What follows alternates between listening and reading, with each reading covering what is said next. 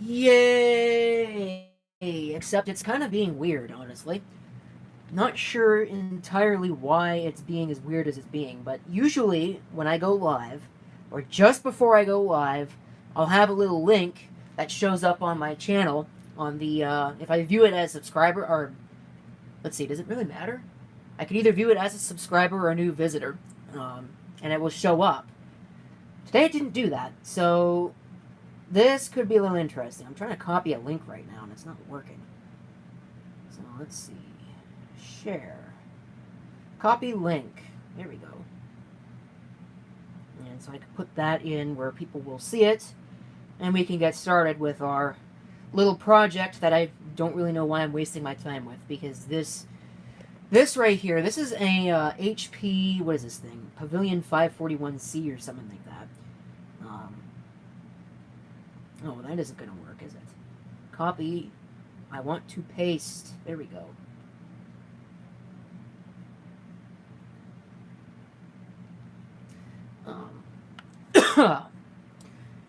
So this is, I promise I'm not sick or anything like that. It's just allergies taking their toll. It's that time of year. So this thing, it's based on an AMD Athlon XP. I believe it's like a 2000 plus or something like that. It's nothing real good, but it's there. It's been sitting in my closet, so I might as well do something with it. Let me see if I could turn on the flash here, so you can actually stand a chance at being able to see some of this. Don't know how long the flash will stay on for, because it tends to turn itself off when the phone thinks it's getting hot, even if it doesn't actually get hot. Now, who'd have thunk it? I don't actually remember what all is in here. So I'm going to pull the cover. I can even do it with one hand. I think this was the one with one of the screws that doesn't go in place correctly. So pull that off. I'm going to lift up the tripod so you can actually see what we're doing here, or you can actually see inside the machine as I can. And we'll have a look. I thought I pulled this baffle out because it didn't really do a whole lot. So, hard drive wise, let's have a look. What's actually installed in this? Probably covering up the camera. Fix my computer. Well, what's wrong with it? That will tell me whether or not. Warranty. I actually can't see. 80 gigabytes. Okay, so this was the machine that I thought it was. Okay, so now I gotta, well, I might as well just leave it out because I'm gonna be putting a new drive in it. Because we're gonna run OpenMediaVault on this, as you can probably tell from the title of the video. But OpenMediaVault likes to take an entire drive for itself when it's installing, and the OpenMediaVault creators think that that is acceptable in some way or another, when in fact it really is not, because that's not how things usually work. But good luck telling that to them. So I got some screws here. I'm just going to put like a 13 gig drive in there. I've got a 13 gig drive. But, so what I'm going to do, I'm going to unplug all these cables first so I can actually do some work on this. Making sure I remember which way they go in place. Especially for the floppy drive, because that will actually matter. So we'll pull that out. We'll move the chassis out of the way. And we'll have a look here at the jumper configuration. Or maybe we will not have a look at the jumper configuration because I can't see it.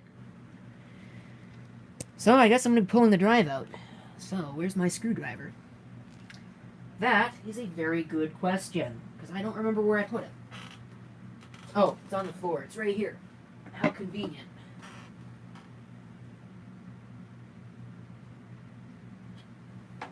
Oh, I know what I wanted to do. That was why I wanted the link. Was so I could bring it up on my computer and actually look at the chat room, because I can't see the chat messages very well when I'm on the phone that's doing the video right now. So, turn the sound off so I don't have to listen to myself talking. Probably could pause it. Probably should pause it. And here we go with Google's eternal loading. I don't know what the problem with that is, so I'll come back to that in a second. But I want to get this hard drive out of here so I can see what the jumper configurations are. That's what I want to do. So I want this... You can't have two masters on the same chain for obvious reasons. And this stupid tripod that I'm using is now in the way. Awesome. Everybody always complains in my videos, man, you use a tripod. Well, that's exactly why I don't use a tripod, because it gets in my way. The little arm on the back gets in the way. That's not a very good thing to do to a hard drive, but I think it'll survive. It's a bed. It should be fine. So we'll pull it out, and then we'll put it back after I change the jumper. Don't really need to take it out to change the jumper, but I need to actually look at what the jumper settings are. Master on, slave off. So yeah, just pull that jumper out, which is probably going to need assistance because it's in there pretty good. So I have tools to assist me in doing such things.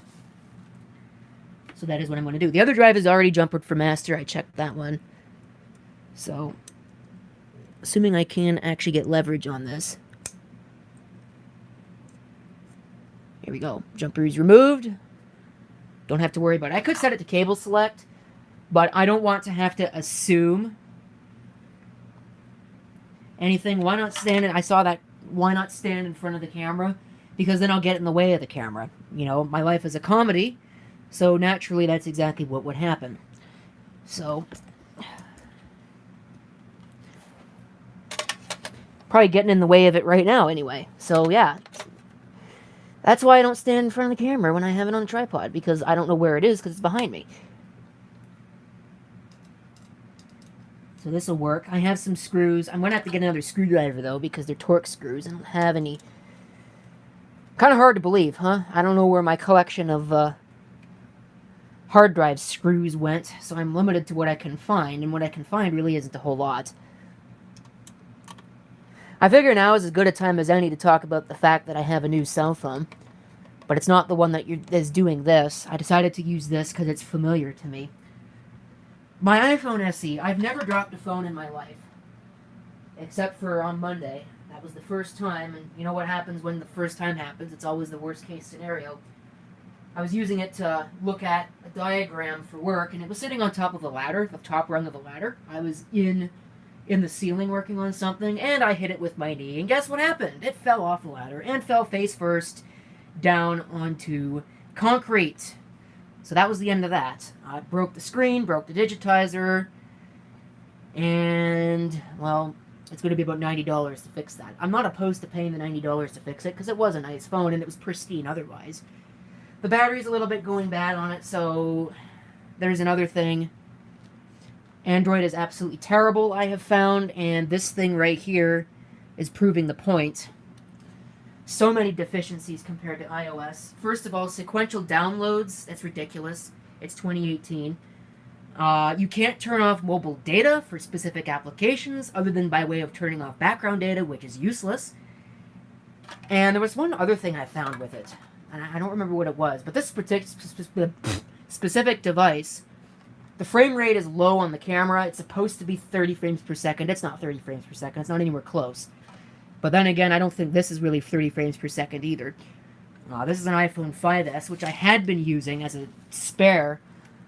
It was replaced by the SE because it crashes. So it could crash in the middle of this live stream. That's theoretically possible. So if I disappear suddenly, that's what happened. That or the internet died, or the battery ran out, or the power went out. I don't know. It could be any number of things, but you can be pretty darn sure that it's because the phone crashed. So now I got to get my, because I'm not prepared for this at all, I have to actually get my screwdriver set with my Torx blade screwdrivers. Right there. And actually get the right screwdriver out so I can screw this in place. Figure out where I put the screws because I lost them. Oh, they're right there. And get that hard drive put in place. Make sure I figure out which one is the right screwdriver bit. Well, it's not that one. Okay, how many Torx bits do I have that could be possibly used? Here's another one. There we go. That one works. I'm in Canada. We do not have Verizon or Spectrum, so I can't really answer that question.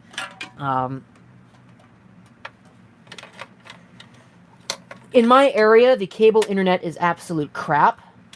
So there's one thing. It's because the infrastructure has not been invested in probably about 30 years. I mean, they claim it's DOCSIS 3.0. I don't believe that for half a second. Um, the last cable modem we had was DOCSIS 3, reportedly. And maybe it even connected at DOCSIS 3 speeds, or tried to, but it sure didn't work. So we got rid of that. We have DSL service now, and it's been reliable. It did go out last night, I think it was. It was either last night or... Yeah, no, it was last night. I was watching The Weasel Show on the iVlog.tv website, and... well, that was it for that. It went out for... it wasn't that long.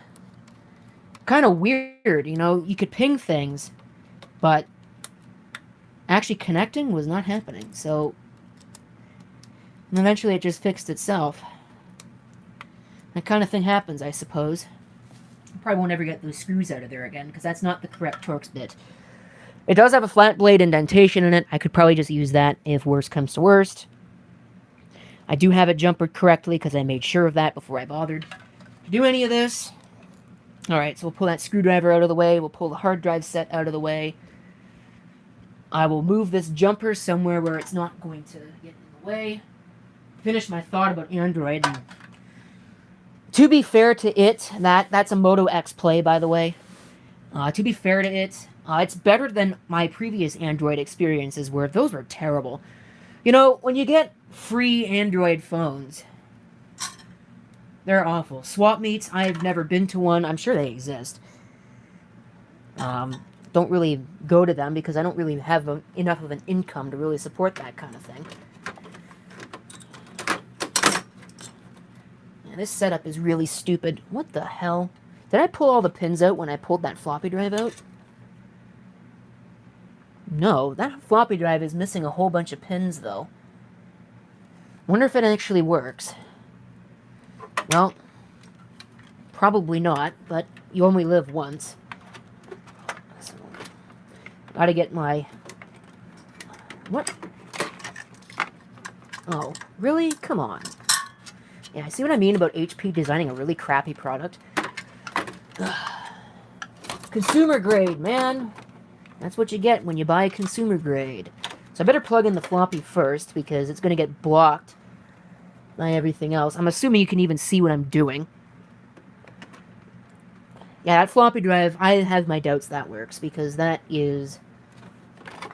yeah, I would have had this backwards. It's actually labeled Master's the top drive. I would have had to change the drives. Not going to do that. Okay, so we'll plug that in place. I'll get this floppy cable out of the way. I'm probably blocking the camera. This is going to go really poorly. I bet any money. Well, it's plugged in place. Is it actually plugged in correctly? Well, I'll be an Unkey's Munkle. It looks like it is. So now it's just plugging in the power. But I can insert that while I'm doing this.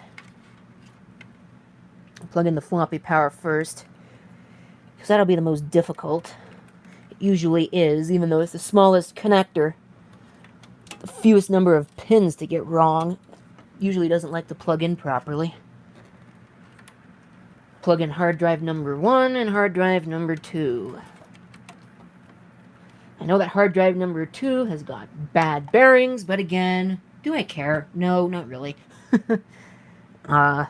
Yeah, no, I don't really care at all. So, that works. That's now in place. I'm not adding anything.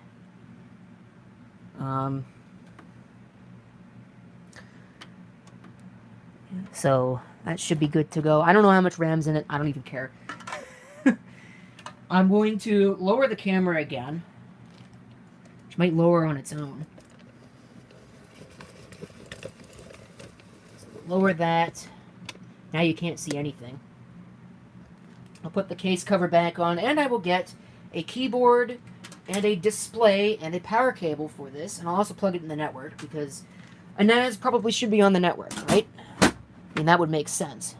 I'm going to have to get more Ethernet cables before I can actually start using it for anything, but I can at least get it set up.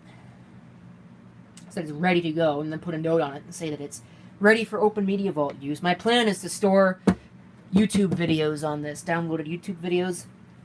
Comes in handy for power outages. They don't happen very often, but when they do happen, I like to be prepared. Because you never know when they do happen. You had that tornado. Actually, it was 2 tornadoes that came through the area. 2 significant tornadoes and knocked out the power for a day. YouTube videos really came in handy then. So, really helped me pass the time. What am I looking for? I'm looking for power cords. Okay, power cord number 1. I'm going to have to get out 4 of them because I'm going to get another computer to communicate with it. So I'll get out 4 power cords now so that I'm ready to go. There's 1, there's 2, and let's see here.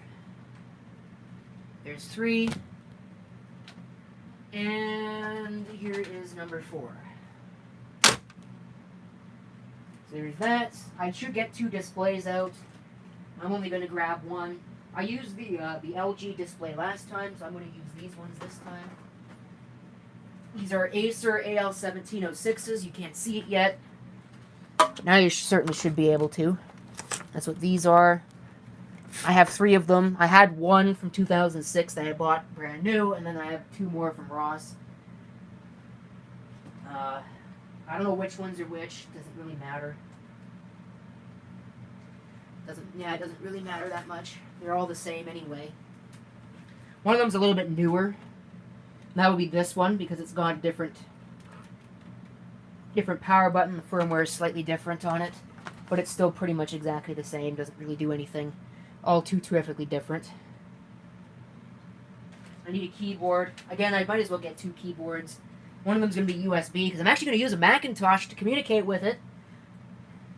So, USB keyboard's right here, and I'll just grab these 2 keyboards. That's a parallel card. I don't know what that's doing there.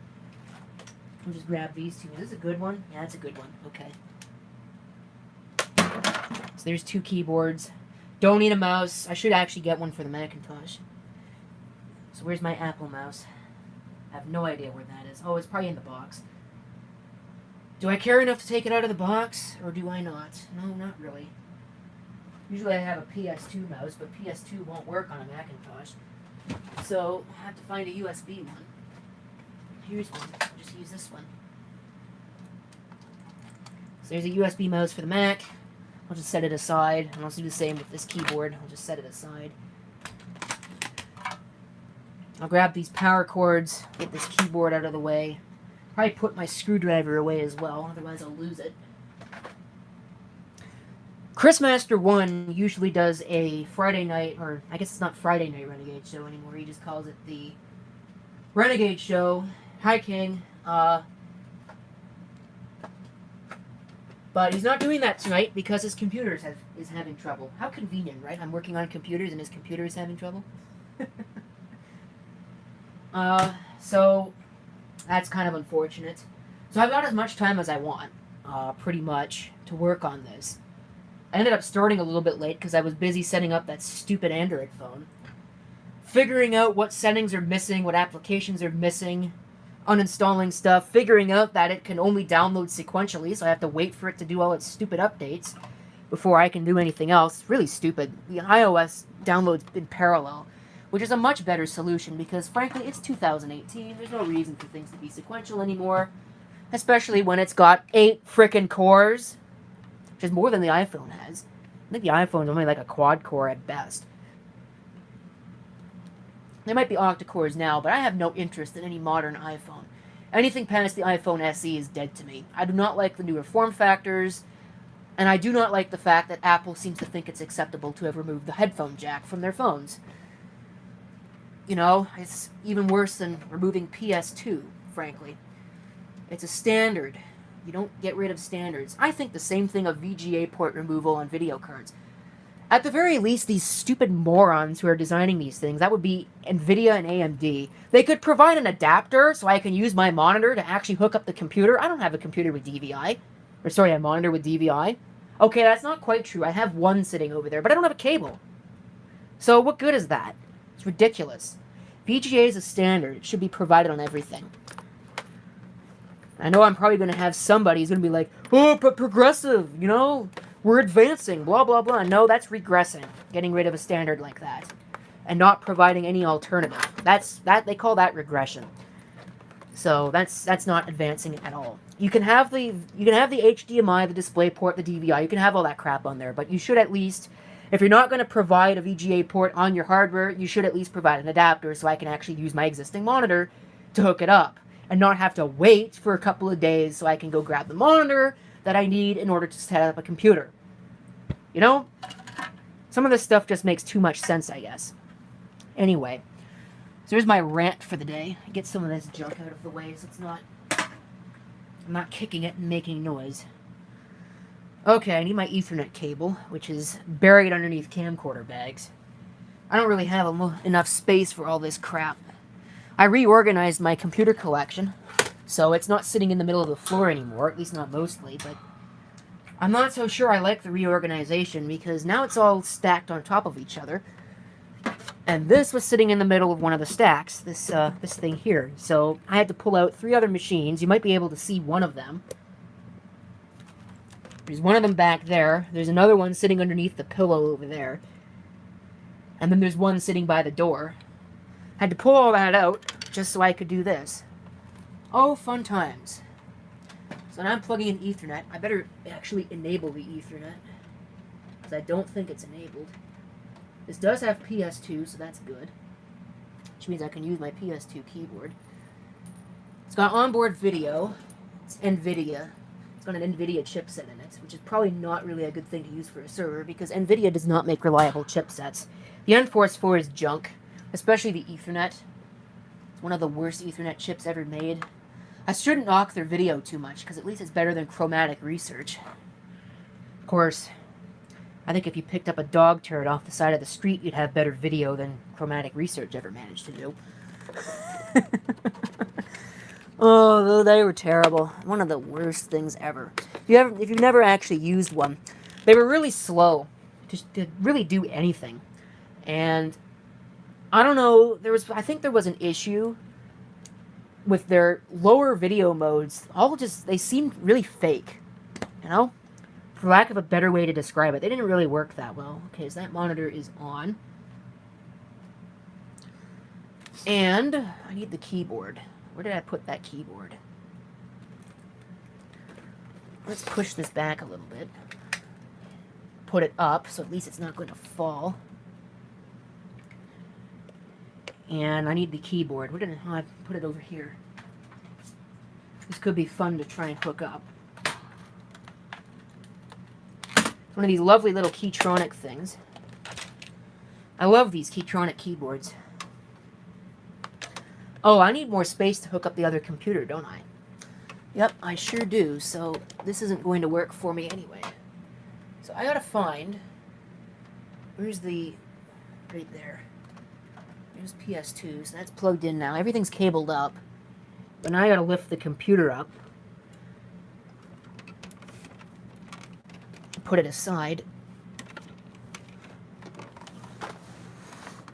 Without breaking my keyboard. Put it aside here. Or I could always just lay it down and put the keyboard and monitor on top of it. Why didn't I think about that before? Sometimes I tell you. You know what else I should have really thought about doing before? Burning the disk that I need. Yeah, I didn't do that. Oopsie. So now I gotta do that. That's fun. I hope this is blank. I don't know if this was the disk I just brought upstairs or not. Suppose I'll find out here in a second. But those of you who are looking at this now, and you're probably going to yourself, wait a minute. You said that thing was based on an Athlon XP, right? Yes. That's a 32-bit CPU. OpenMediaVault is 64-bit only. And you'd be correct. At least mostly. I'm going to show you how to make a 32-bit OpenMediaVault server. It's really quite simple. And yes, that is the blank CD, if you're wondering. They still keep their older versions of OpenMediaVault archived, which is good, because you should do that. And there are versions that used to run on 32-bit software. 32-bit hardware, I should say. So, we're going to burn that to a CD, and I'm going to install that on this. And then I'm going to upgrade it. I have already tested this on a virtual machine. It does work, at least on the virtual machine. But now we're going to try it on physical hardware. So this should be fun.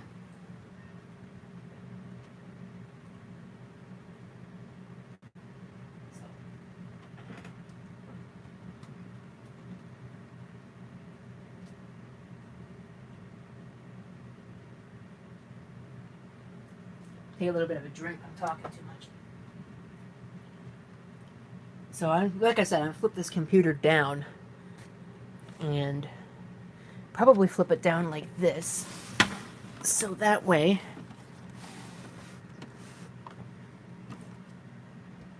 I can then put the monitor and the keyboard on top of it. Huh. Ingenious. Bam. Fun times. So now it looks kind of weird on the camera, doesn't it? Now let's fix that.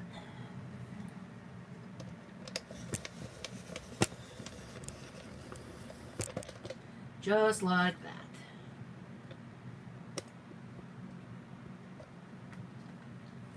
Now it still looks a little weird, but whatever. Waiting for that to burn. Keyboard looks old. How old is it? Well, let's find out. Does it actually have a date code on it? It's not new, I'll tell you that much. It does not have a date code on it. Serial number C02270295-4, so probably 2002. It's not new. It's PS2. But these are some of the best rubber dome keyboards ever made. So, if you're wondering about that, it's a Keytronic. It isn't the best. I do have an example of the best Keytronic keyboards. It's right there. Might be able to just barely see it through the fan. But this'll do. I actually picked up a Model M, so that would be the best, but I have the version with the AT keyboard cable, and I can't find my AT to PS2 adapter, so I won't be using it for this. Yeah, 2002. I'm going to say it's from 2002. So, in computer years, that's relatively new. It's spent most of its life sitting in probably a chemistry lab, because that's where it came from. It would have come from that building. So, that's why it's all yellowed. And fluorescent lights tend to yellow things. Even if it did not come out of the chemistry building, it probably was sitting under fluorescent light. I mean, you can't really avoid much of that.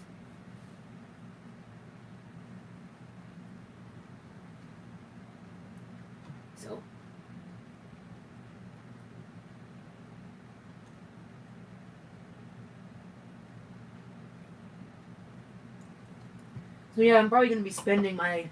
Oh, wait a minute. I don't have to work on Monday, do I? It's Thanksgiving. Yes! Monday is my worst day of the week because I have to be in at work for... I have to get up at 5:30 in the morning, get to work for 7:30 in the morning, and I don't leave until about 9:30 at night. So, it's a terrible day. But I don't have to work it because I have Monday off. Oh, and the week after that, I have the whole week off. So, life is good, I tell you what. Anyway, still waiting for this stupid disc to burn. Even at the highest possible speed, which I don't usually recommend really doing. I usually burn it at slower speeds because it tends to be a lot more reliable if you do it that way. Some of these don't really work in older computers. So it might not even work in this. Does my work entail computers? Does my work entail computers? Yeah. You better believe it does. So it's a wonder that I actually find this fun in any way. Because you know what they say, everything's fun until it's your job. Which is why I tend not to work on computers during the week. But for these live streams, there's really not a whole lot else I can do. I mean, in one week I did the DVD players. One week I just talked in front of the camera. That was boring as hell. I'm sure nobody wants me to do that ever again. But, alright, so first things first, let's see if this is, well, it's not plugged in.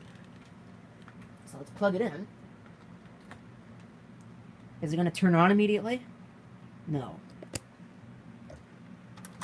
So we'll turn it on. We'll see if it still works. There's that hard drive. I don't remember what the key to get into the setup was. Well, I guess I hit the right key. Okay, is the date and time correct?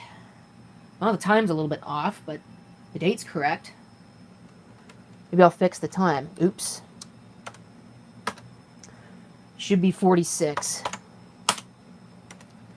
Okay, Fujitsu hard drive. That's the one that sounds really noisy. I don't know if you can hear it. So we're fully populated. 2 gigs of RAM. Wow. It's also got 3 memory slots. I didn't think it did. I thought it only had 2. Well, you learn something new every day. Yep, Athlon XP 2000 Plus. I was right about that. So I just got to make sure that everything here is set up correctly. Yep, everything is working. Everything there should be fine. Don't really need to give it a whole lot of video memory, because it's going to be text mode anyway. Plug and play should be set fine. All of that should be fine.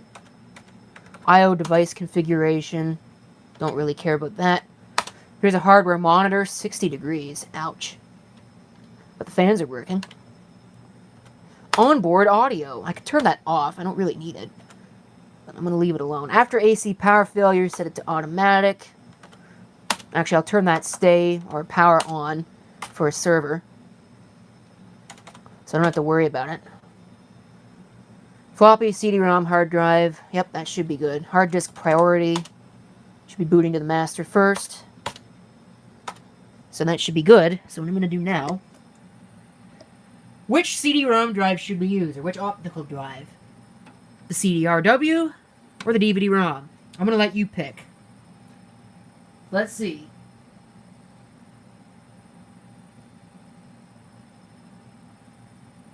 What is the audience's choice for the optical drive? Usually I use the CDRW.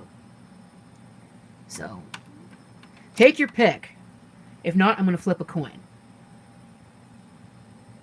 There's 4 people here. I'm one of them, so there's 3 people here.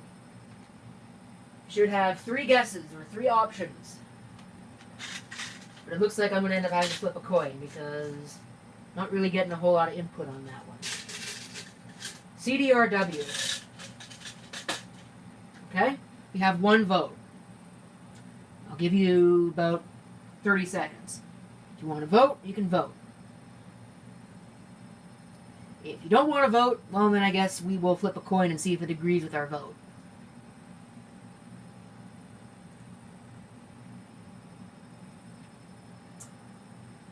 Going once. Going twice. Sold. So, how about that coin? Let's see if the coin agrees. I want to at least have 2 options. So, okay. Tails CDRW, heads DVD-ROM. And it's tails. So, yep, that's the CDRW. So that looks like that's what we're going to use. I was probably going to use it anyway, but we have our democratic input right there. And the CD fell out. Awesome. Let's try that again. So let's see if I can hold it in place. And maybe it will actually work. Exit saving changes. Yes. Probably didn't have to do that because I said why in the first place.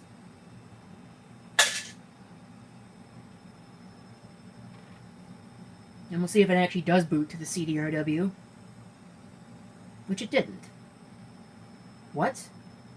Why did it not boot to my CDRW drive? Oh, you're real fun. I'll tell you what. Do I have to find my boot floppy? Do I have to make a boot floppy because I don't know where it is? No, I'm going to make a boot floppy. You know what? I'm not putting up with this crap. I'm going to just make a boot floppy. So, Yeah, it's running Windows, though. This was actually that machine that I installed Windows XP on several thousand live streams ago. If you remember that, which you probably don't. But you could go back and watch it. Maybe when this is finally published, I'll put a link in the video description.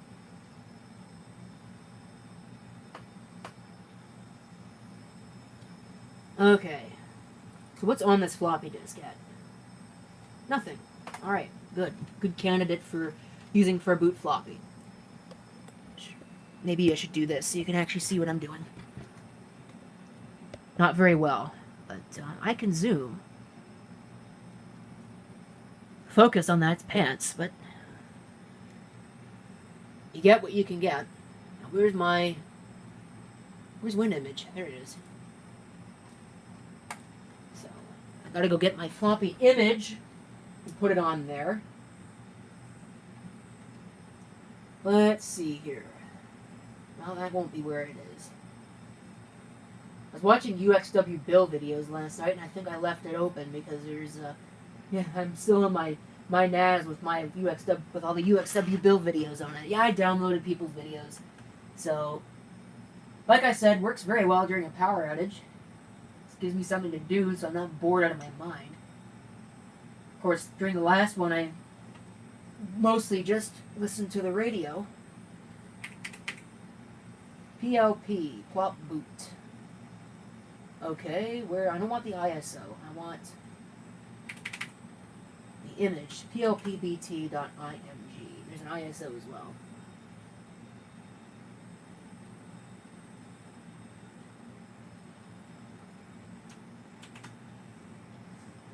Media 2. Alright. So we'll open our image that I just moved there. Hope that it actually is good. Which it looks like it is. And then we will begin the arduous process of writing that to a floppy. That is going to take absolutely forever. And that hard drive is really irritating. I don't know if I'm going to leave that in there or not. Of course, you know what's going to happen now when I'm looking around. I'll find that boot floppy. I used to have it in this stack over here, but it's not in this stack anymore. Because I reorganized everything. That was a mistake. Actually, I don't think I know exactly where it is. I bet you any money it's in this. I bet you any money it is in that. Or it's in this stack. It had a label on it. Now, none of those have labels on it. Please not be in here. I would really appreciate it. This is just a Windows installer, so I think it is. No, it's not that. It's not that. Telemouse driver, HP EISA configuration utility, Windows for work groups. Nope, it's not in there. Okay, good. Alright, so it's not actually in there. That's good. Whew. Didn't waste my time. Unless it's this one. Oh, disk 3 for MS-DOS. That's not that, though. It's not what I want. I want my plot boot manager, which is a great name for it, by the way. It's only at 60%. I'm wasting so much time trying to make media for this video.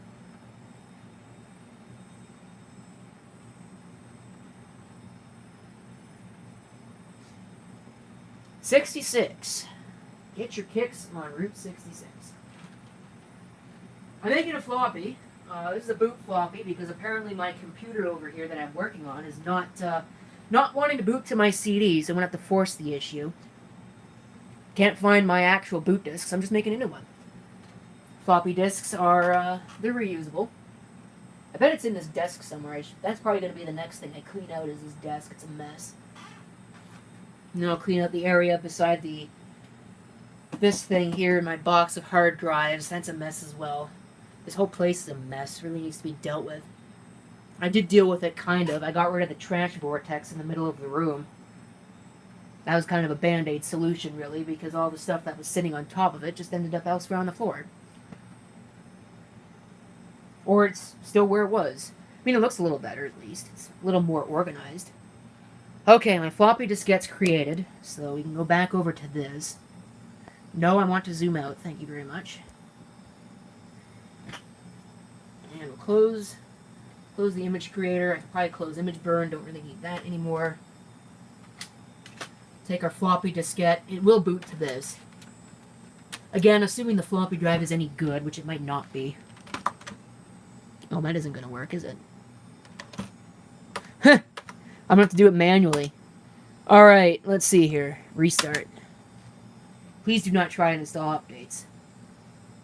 I didn't hook up a mouse because it's going to be a server, it's going to be text mode, don't really need a mouse for that. Had I known it was going to do that, I would have hooked up a mouse.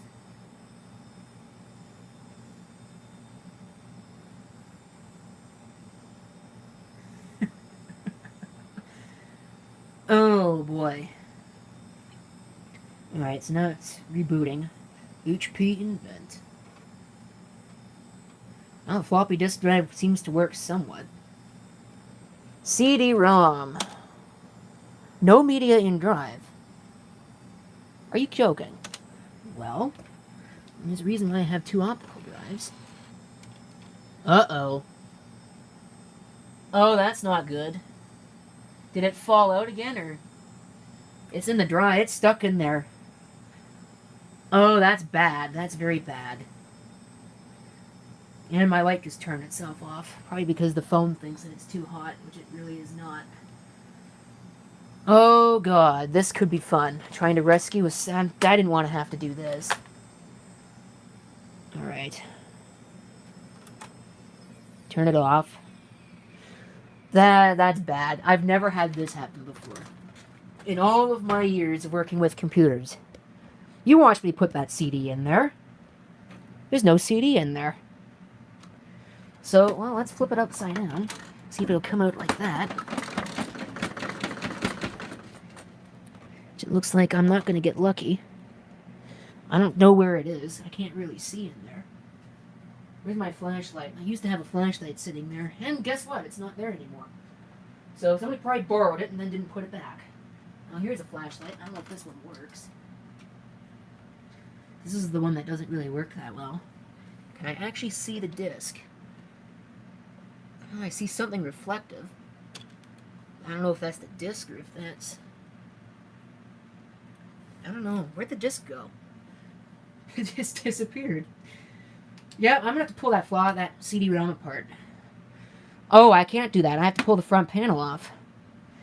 So I'm probably gonna end up having to burn a new disc. Oh, that's spectacular. Come on. Seriously? Oh, it's stuck. Yeah, there it is. I know where it is. So, there's one thing. Now let's see if I can find my emergency eject tool and get that out. Get it out again. I had the tool over here to recover a CD from something. So, now this has turned from installing OpenMediaVault to rescuing your OpenMediaVault CD because the CD-ROM drive has decided that it does not want to do its one job. Nor is this eject tool doing its one job.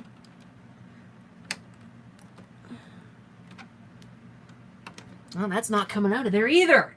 Man, this optical drive, I tell you, it's hungry tonight. Well, I'll see what I think of that. So check out what I think of that. Yeah, I'll get that back. Watch me.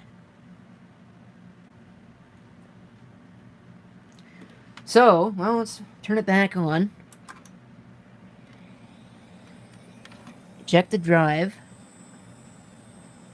Eject the drive. Oh, there's the CD. Okay, well, I got my CD back. Yeah, that's not gonna work. Okay, well, forget about using that then. Let's try the DVD drive instead.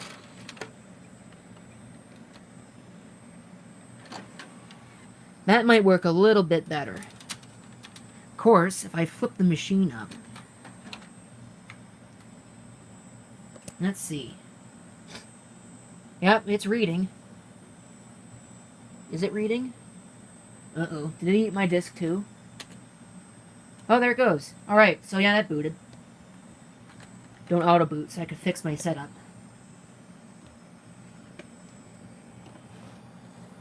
Could have been a disaster. Turns out it was not, so that's good. Alright, so with that back up, we'll put this keyboard back here. Now it's 10 o'clock, so I've wasted an hour. 45 minutes, but more than that. Is that out of focus or what? Wow. Install.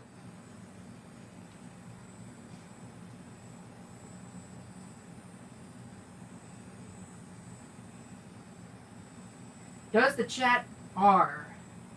I don't know if the chat R's. It works. I don't know if it R's. It's not a pirate.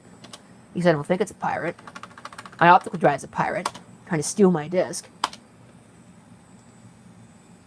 I wonder if it's actually hooked up to my network. I suppose I could find out. Yeah, looks like it's on.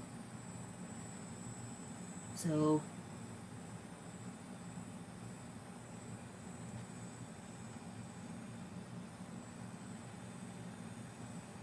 does the chat room keep disappearing for anybody else? Well, it probably doesn't if I mouse over it. That's usually what happens. When I mouse over it, it disappears for a second, then comes back. They really need to work on this website. It's kind of junk, but it works for this because it keeps an archive of my videos, so I don't have to keep an archive on my own hardware.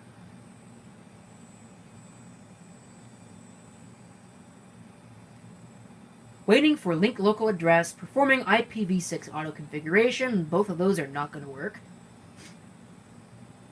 Now it's doing DHCP. This could be fun. It's probably not going to work either, because it usually doesn't. And this NVIDIA Ethernet hardware is crap.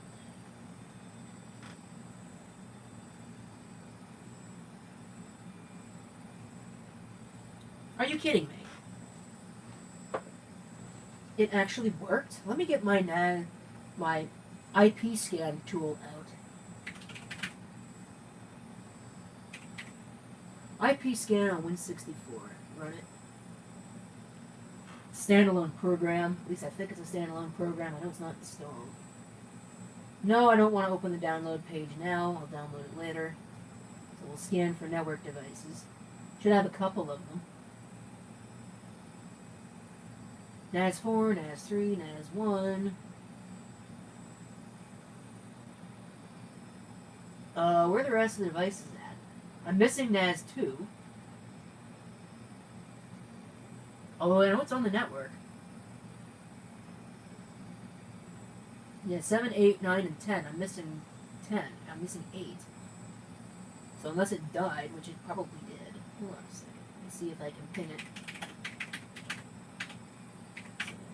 Wow, I can't type today. Oh yeah, it's dead. Huh. Okay, well, I'll have to fix that later, but it looks like it did actually get an address. So, that's good. I'm probably not going to keep it. I'm going to statically assign it an address. So we'll call it... this should be NAS 5. That's what it is. We'll call it local, whatever, doesn't matter. Root password. I should probably give it something other than my usual password. So I'm going to mute the microphone and put the password in.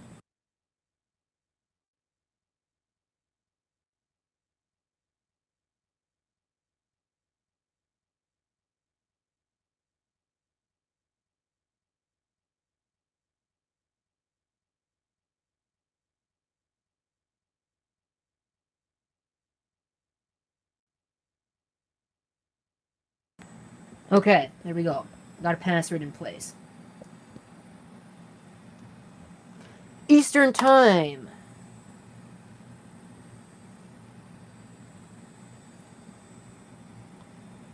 Loading additional components. This is the partition process. Please ensure you select the correct device. Does it really matter? Well, it does, but is it going to matter which one I pick? Probably not, because both of them don't have anything worth keeping on them. So I want the 13.6 gigabytes. This is the disk that I want to erase. So now Creating X4 partition. We'll see if that fails. I bet it will. I bet you any money it's going to fail because it'll think that it's found a bad sector when in reality it hasn't. Now it's installing. So that's going to take forever.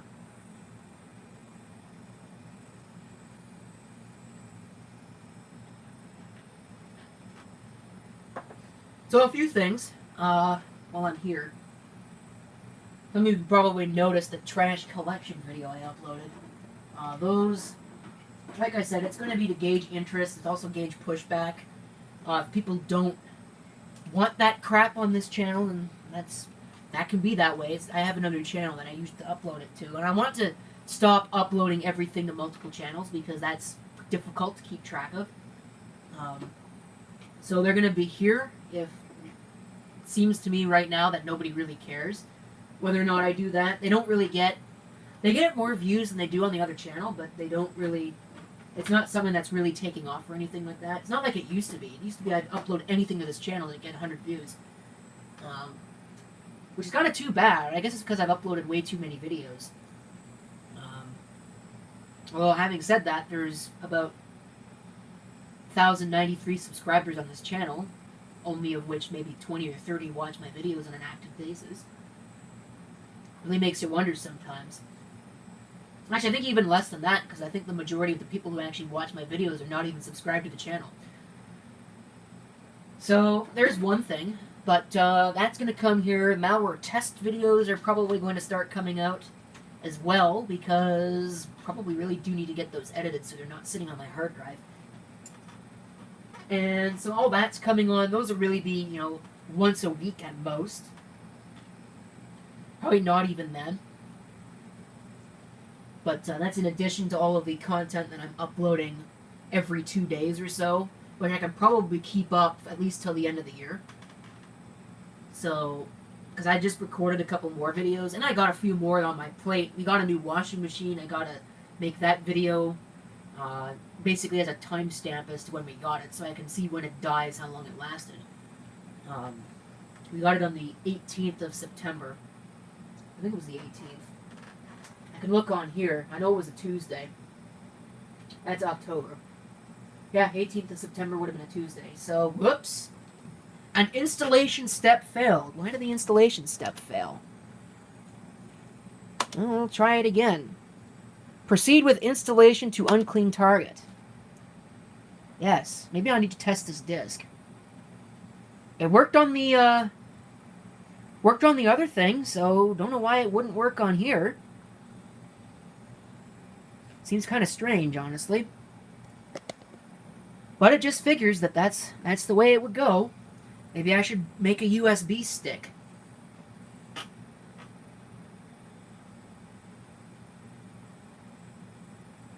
Or maybe my optical drive is bad. I hear it making some unhappy noises.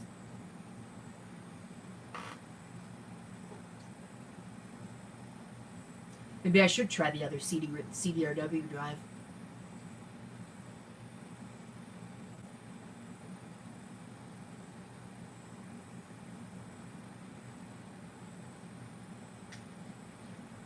Or maybe this hard drive is no good. If it isn't, I'm going to have to find another one because I don't really want to use... The only drives I've got sitting out right now are like 40 gig plus. I don't want to use one of those. That'd be a waste of 40 gigs. Since I can't use it for storage, since this stupid operating system uses the whole disk for itself. Really kind of dumb. The OpenMediaVault folks seem to think it's acceptable, though. Look on their forum how to repair that problem. They're like, oh, it's normal. Yeah, it's supposed to be like that. No, it's not. Your software is broken. You need to fix it. Anyway. Just the same as Android can't disable data for specific programs. Yeah, that's broken. You need to fix it. It's 2018. In all fairness, though, the phone itself doesn't seem to be too bad. Ooh, software update. Yeah, I probably should install that.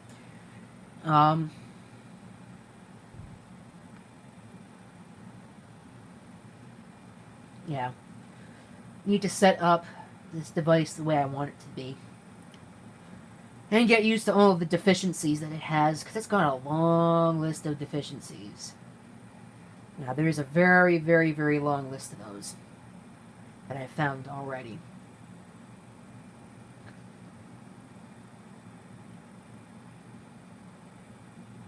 Why is it failing? Yeah, I really gotta wonder. Okay, you know what I'm gonna do? Let's eject that disk, if it'll let me. Oh, it'll let me. Yeah, I'm gonna eject it myself. When all else fails... Does this even have an emergency eject hole? I can't see it. Oh, there it is.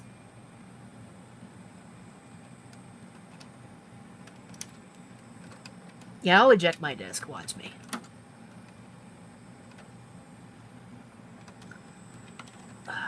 Come on, you piece of junk. I don't have the patience to deal with this tonight. What the hell? Honestly, this is ridiculous. Shouldn't have to use a pair of pliers to eject a CD-ROM drive. Ridiculous. HP, man, I tell you what. Really did not think through when they were designing this. Pull that disk out.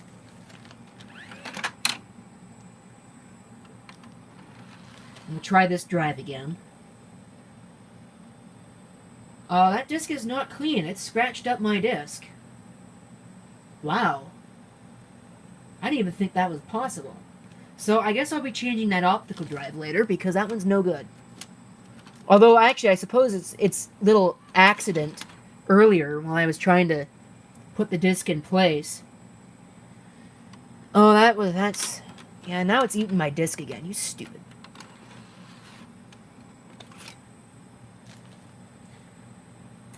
Yes, this needs to be charged. I was supposed to charge it last night. Guess what I forgot to do? Yeah, you're going to take my disk. Just watch me. I might have to go get another disk and burn it. Maybe I should do that. Just do it. This process was supposed to be so fast. Serves me right for expecting something to work, right? Okay, lift the machine up. Did it reboot? No, I don't think so. So we'll put the disk back in place. This time I'll actually put it in place properly. So hopefully now it will read. I'll gently set the machine down so it doesn't screw up. At least not too badly.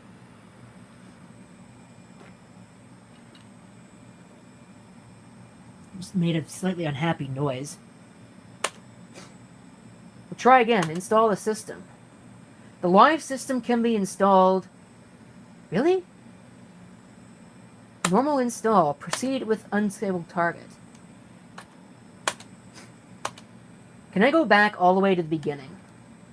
Yeah, let's go back all the way to the beginning. But you can't see what I'm doing right now. Let's try again. See if I need to reboot the machine in order to get it to see this disk again. English, Canada, Canada. Additional locales, who cares?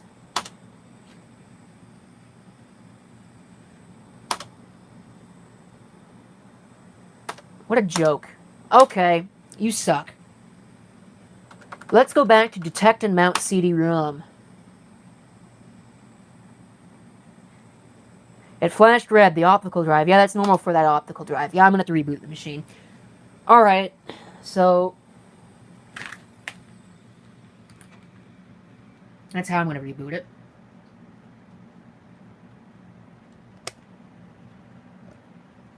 Yeah, that's normal for that optical drive. Oh, it did not like that. my light is solid red. That's great. Let's unplug it again. Let's not plug it back in immediately. Yeah, that's probably why it didn't like it, because I plugged it back in immediately.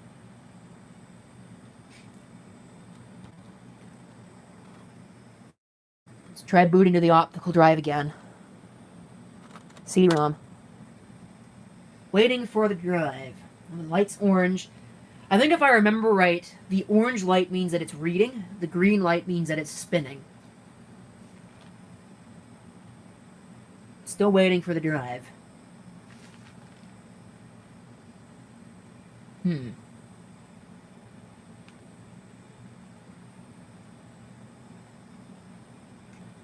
This is working great. Maybe I should have just made a USB disk. I think that's what I'm going to do right now. I'm going to go get a USB stick. And I'm going to just make a USB disk because this is ridiculous. Let's see. Let's find my Linux Live disk creator. It's not really meant for this, but I'm going to use it for this anyway. It figures that it would go wrong. Actually, I think this USB stick doesn't even work on this computer. Yeah, this computer is being dumb with this USB stick, so I can't even do that on this.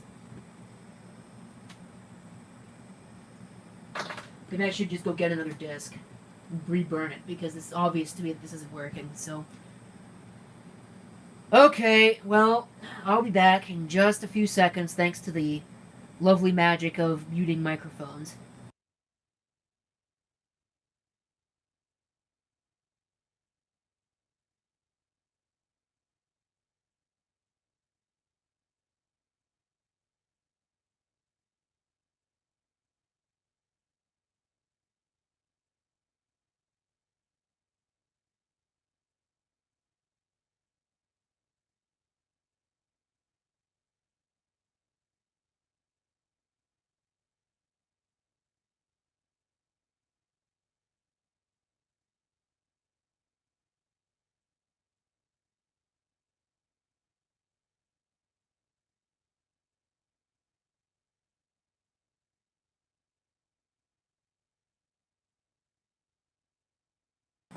Hooray, and we're back. Well, I'm back. Got a disk. Still not working. So I'm going to assume I'm going to have to reburn it. That's a clean disk. So we'll eject it.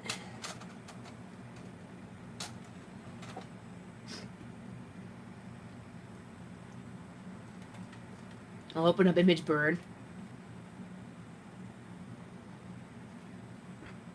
Where's my drink? There it is.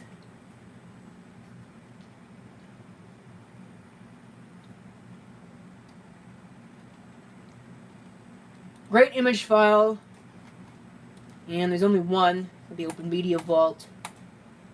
Just burn it as fast as possible. Don't really care.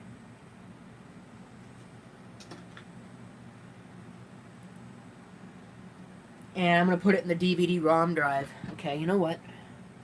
Let's Control-Alt-Delete on that, since it's obviously not going to work. I'm back over here to this thing. Why is it in black and white? Okay, that's weird. Let's try booting again.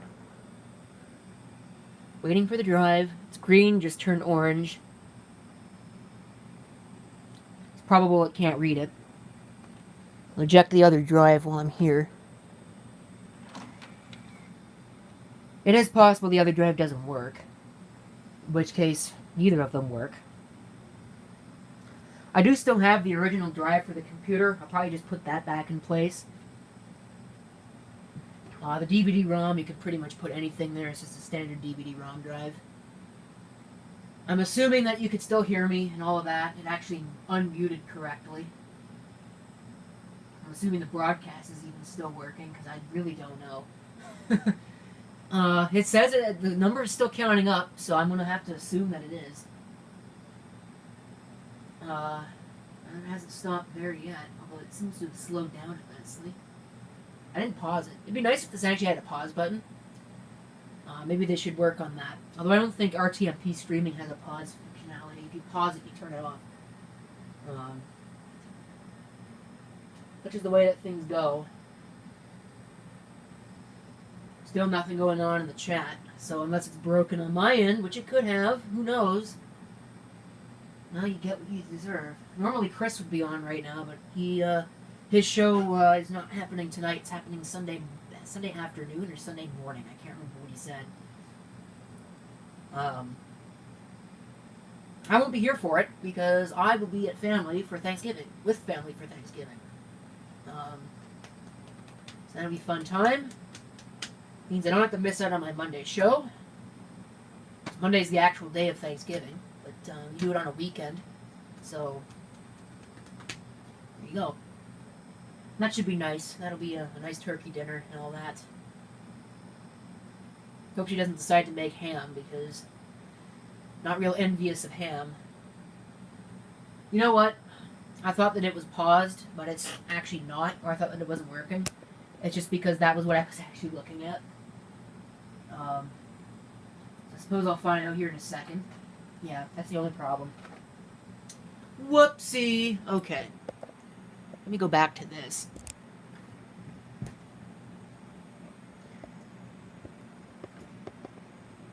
Okay, zoom in so you can actually see what it's doing. Now it's getting ready to check the disk. It passed the verification process last time. I know the ISO is good because I used it. I used it to make the virtual machine. So don't know what to say about that. Hope I don't have to. Yeah, it really did make an unhappy noise. I wonder if that hard drive is actually any good. It's gonna take another minute and a half to verify that ISO. I don't want to do that. That's a waste of my time, man. But I'm going to because I do not want to have a bum disk and end up with a problem. I'm pretty sure that what happened is because that disk got all scratched up by the optical drive and the incident that I had with that. So then now the disk is no good. So I'm gonna have to try this again, which will be fun. I don't know why it didn't try to redetect the disk. That was kind of stupid. It just jumped straight to the installation process, attempting to use the other optical drive. Don't know. That's kind of weird. For all I know, the other optical drive is bad.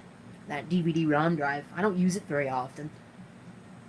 And this machine has sat around for a while. So, you never know. Since that last live stream I did, which was 2 months ago, it's done nothing. This is actually the first time.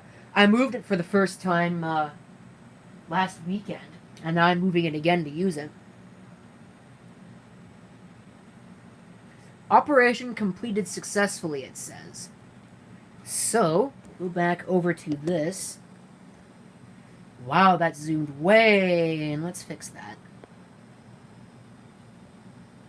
Okay, here we go. So that's fixed. This might well be the longest live stream I've ever done. So take our disk, which is not scratched. We'll put it in the drive carefully.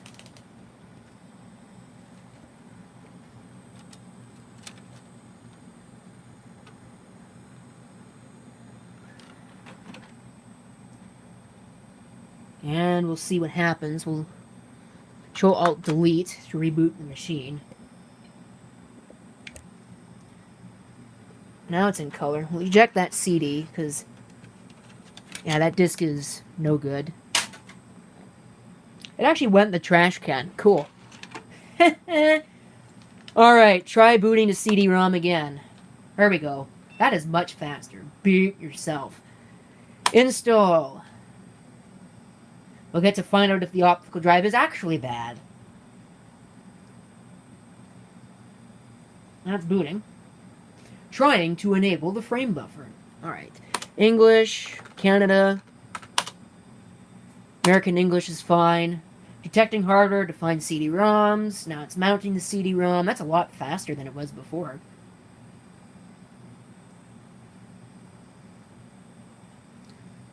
And it's loading additional components off of the CD-ROM. Hopefully it'll work. I bet it won't, because I know how my life works.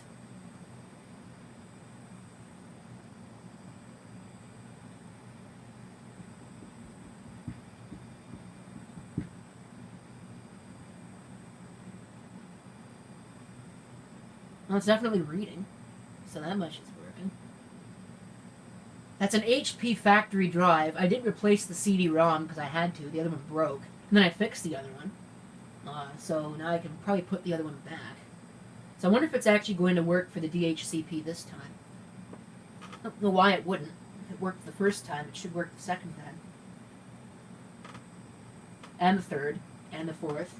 And every other time after that. Until I change the DHCP stuff, which I can't because it's a Microsoft network shared network connection, so can't really do much with that. Alright. I think it's lowercase. We'll call it NAS5. As previous. And again, mute the microphone and input.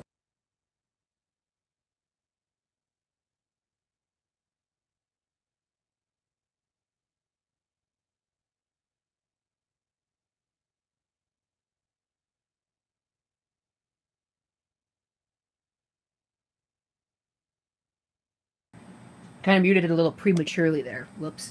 Oh well. Time zone, Eastern. Detecting disks.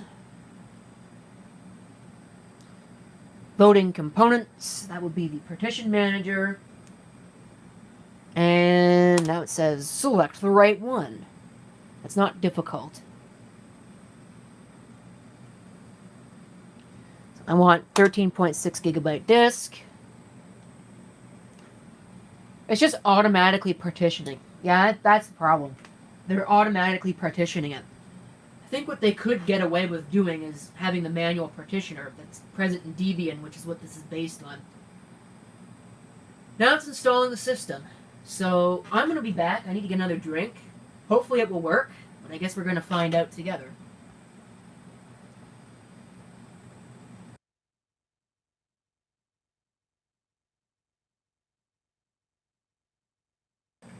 As I was walking away, I just noticed something here. It ejected my optical drive. That's not the one that it's reading the disk from, that's the other one. Wonder why it did that.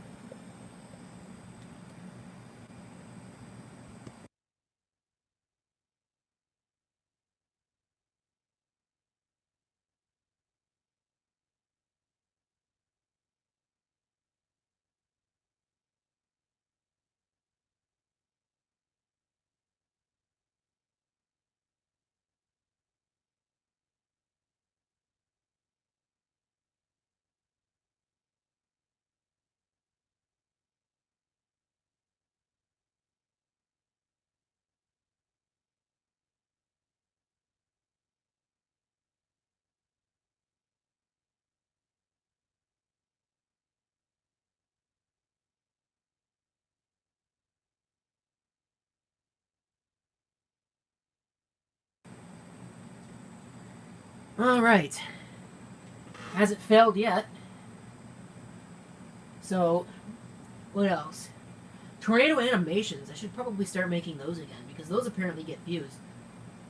Upload it to my very unpopular channel, and they still manage to get hundreds of views. Don't really know how that works. Maybe I should make more of them. Maybe I will make more of them, but I don't really have time to do that. It's not even, I know Wilkes85 makes, or at least used to make, frame-by-frame animations. They were really nice. I really liked them. But trying to do that kind of thing, that'd be ridiculous. I don't really have time for that. I don't even have time to make the stop-motion ones that I do now. Because those, even just doing that's usually about 90 to 100 separate images. To make those takes forever. And the newer version of Paint is really a piece of crap because it likes to, when you do something, it aliases the edges, which I don't like that. I wish it was the hard edges that it used to be. So you have to use the stupid pencil tool, and that's irritating. So yeah, I guess there's that.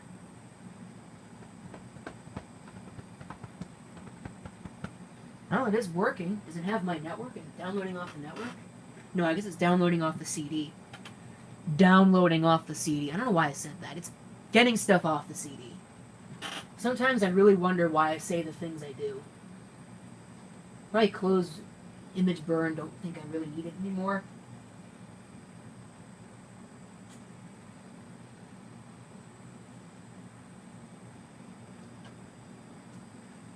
Yeah, I think I'm not going to bother setting up another computer here. I don't want to move any more stuff. Maybe I will anyway.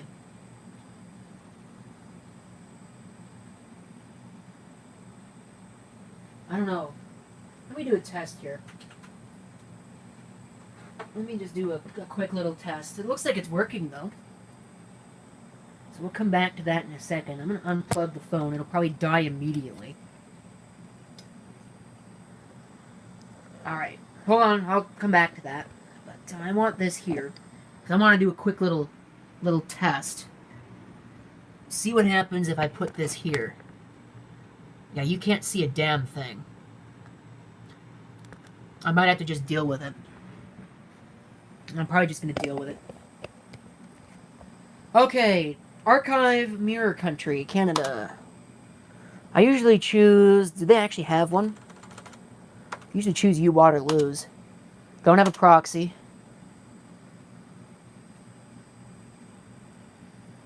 So it should be doing it automatically. Put that CD-ROM back in there. I don't know why it ejected.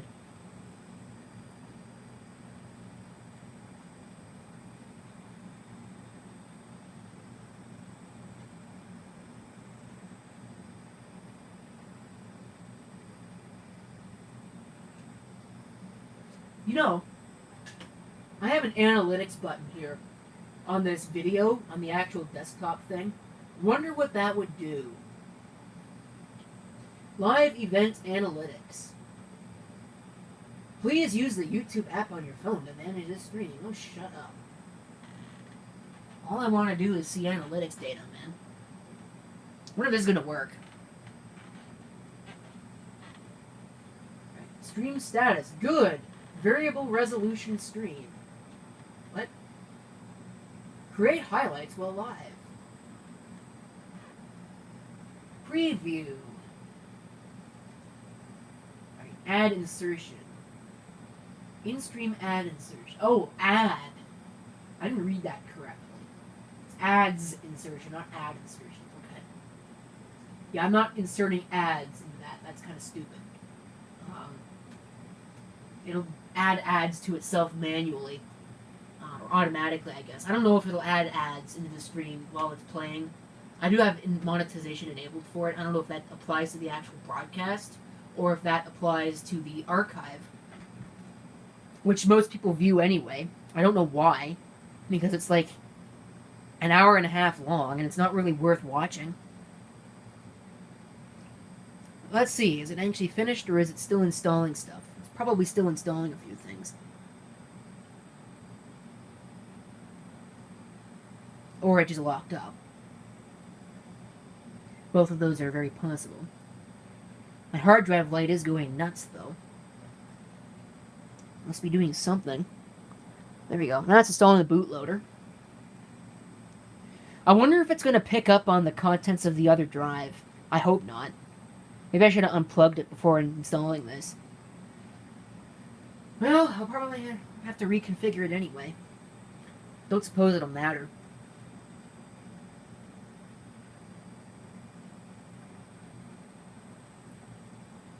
There's a couple more steps we need to do. I'm not going to do any of the setup for the Samba or anything like that yet. I'm going to wait until after I've got it all the way up. And then I'm going to fire up my virtual machine and see how I had it set up. Because I don't remember. Because how I want it set up is how this is going to be set up.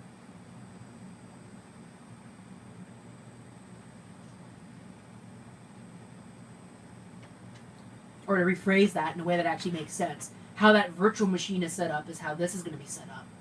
Because I've been doing testing with it.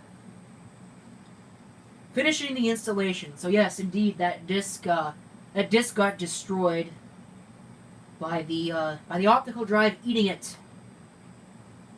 Bastard. I just used a bad word. That's gonna scare everybody away.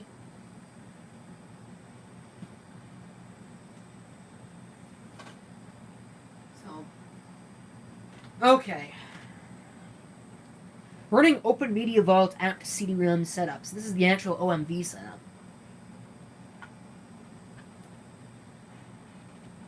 You know what? You know what I'm going to do? I am actually going to set up that second computer because you know what? I went to the trouble to take all this hardware out. I might as well use it. Alright, so we'll move this back over here. I'll break my knee on a keyboard. That needs to go in the trash. I think tomorrow, if it's not supposed to rain, I might take that outside and smash it because it doesn't work. It's that, what is that, black Keytronic keyboard. Half the keys don't work.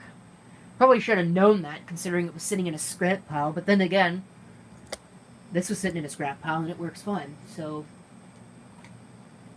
Don't know. Sometimes I guess that's just the way it is. It ejected my CD. Hope that's not bad. I hope that's not bad. That could be bad. That could be very bad, but it looks like it's still working, so... I'm going to assume that it's not bad. Alright, I gotta move this junk out of the way so I can take up this computer.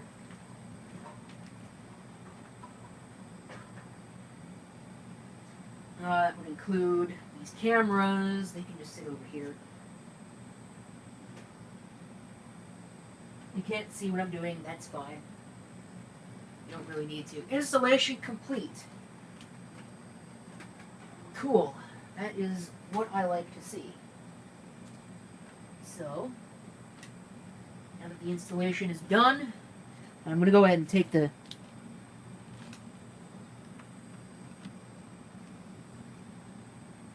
Okay, that's behaving strangely. I now can't eject the disk. It just took it back in.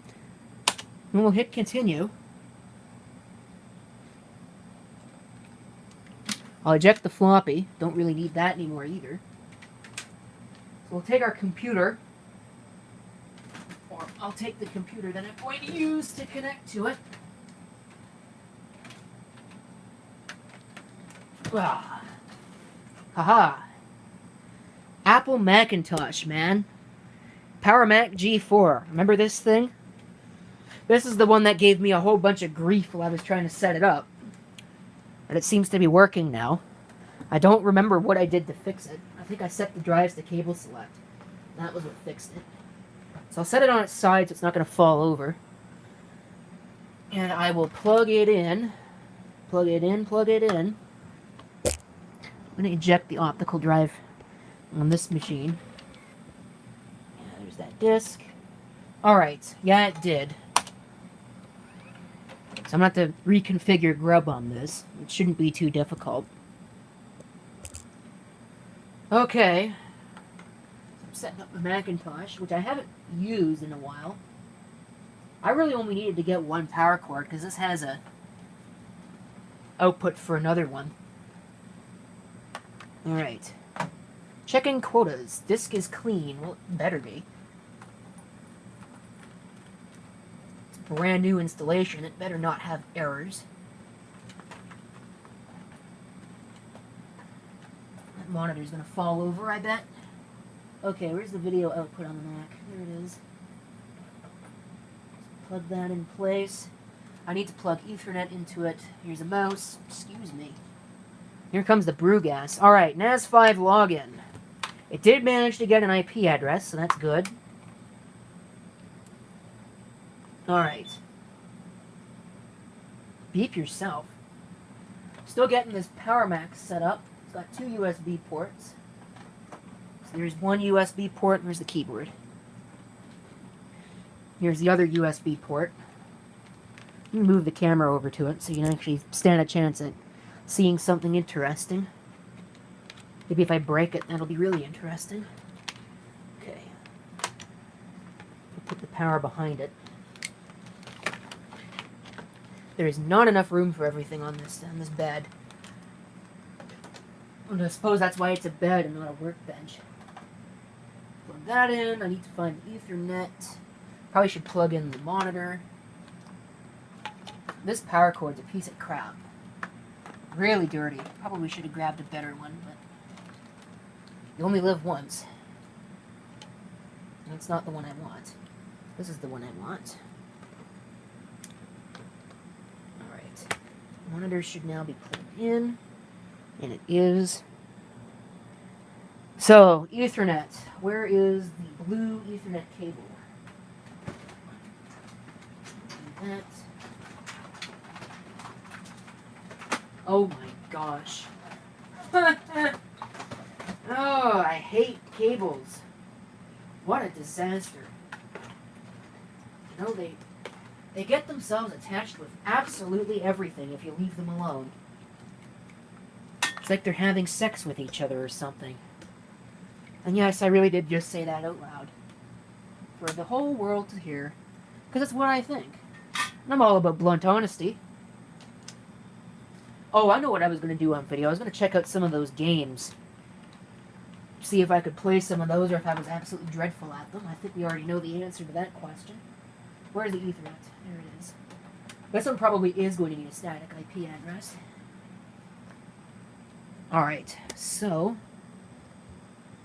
I'm going to plug it in. Again, assuming I can. This has become quite the fun zone over here.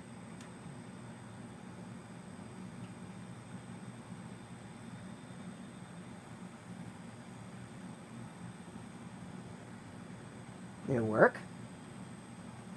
Well, it came to life. There it goes. Does it work? Worked when I put it away.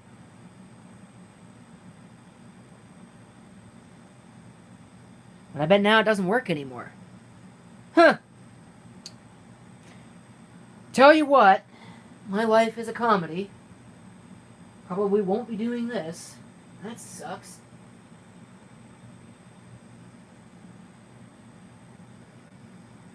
Reset. Try again. I have no sound out of it. That's really not good. That's probably going to need some work. Damn it. I'll reboot it and hold down Option, see if we can Option boot it. Assuming this is the right key.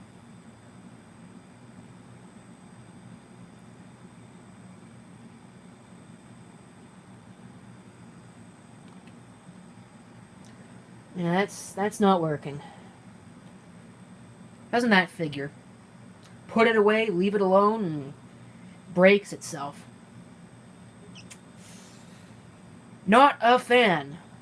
Not a fan at all. So, alright, gotta find an alternative plan. Fortunately, I have a lot of computers. So it should be practically nothing to just go grab one other one. Here's one. Does this have onboard Ethernet? Yeah, it does. So we'll just use this laptop. How did I know that was going to happen? How did I know? This wasn't going to work. How did I know that this wasn't going to work? I called it. Alright. Unplug it since it obviously needs help. I don't need the monitor anymore.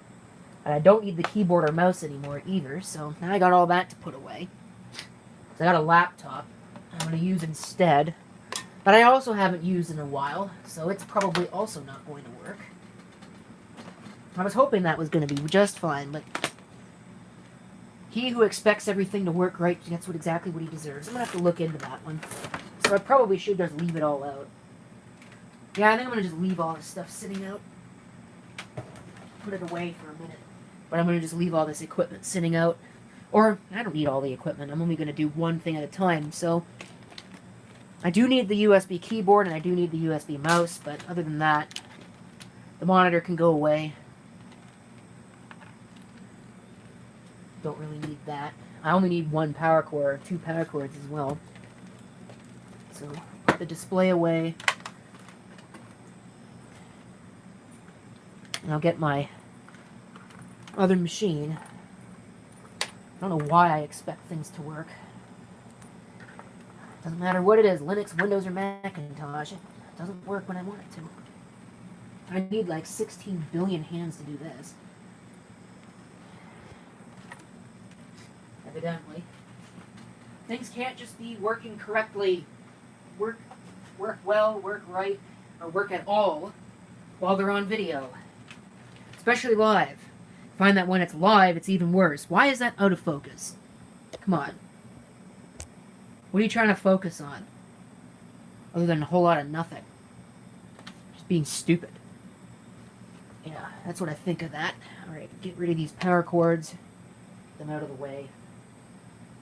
I need this power supply sitting over here. So, alright. Plug this in. I don't need that anymore. I don't really need this. I'm going to put it away, put it to the side. Why are the walls green? Well, I was planning on using it as a green screen. Never really worked out that way because the lighting in here is terrible. I have to do something about that. I've done a couple of green screen videos in the past. They're not worth watching. So I would suggest not doing that. I don't know which ones they are off the top of my head anyway. Oh, there's some crap on that. I'm going to have to clean that off.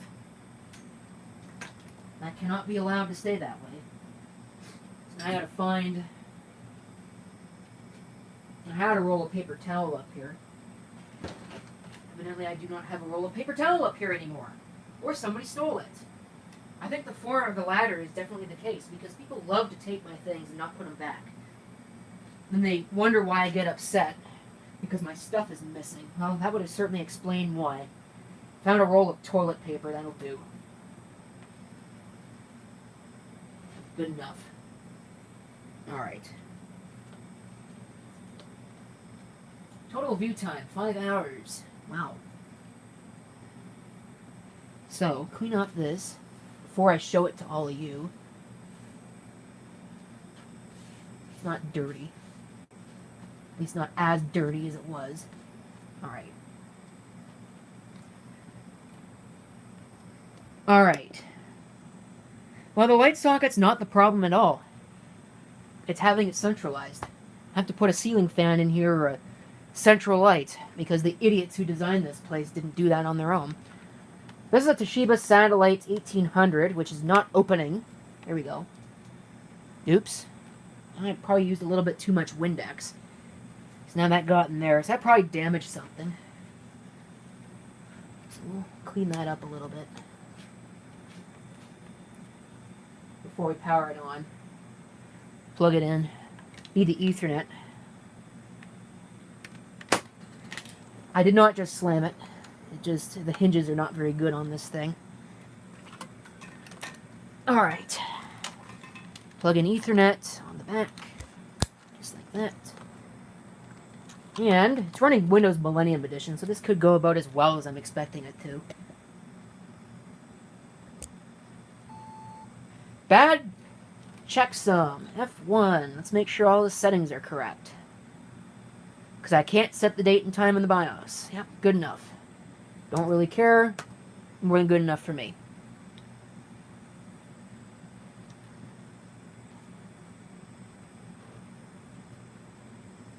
Where do you get all this stuff from? Well, in a variety of places. Thrift stores, scrap piles, garbage. I get donations every once in a while. I've received a couple of those. Is it working? Did it die? Eh. Control, Alt, Delete. Actually, I think it was working just fine. Oh, well, I just Control, Alt, deleted it.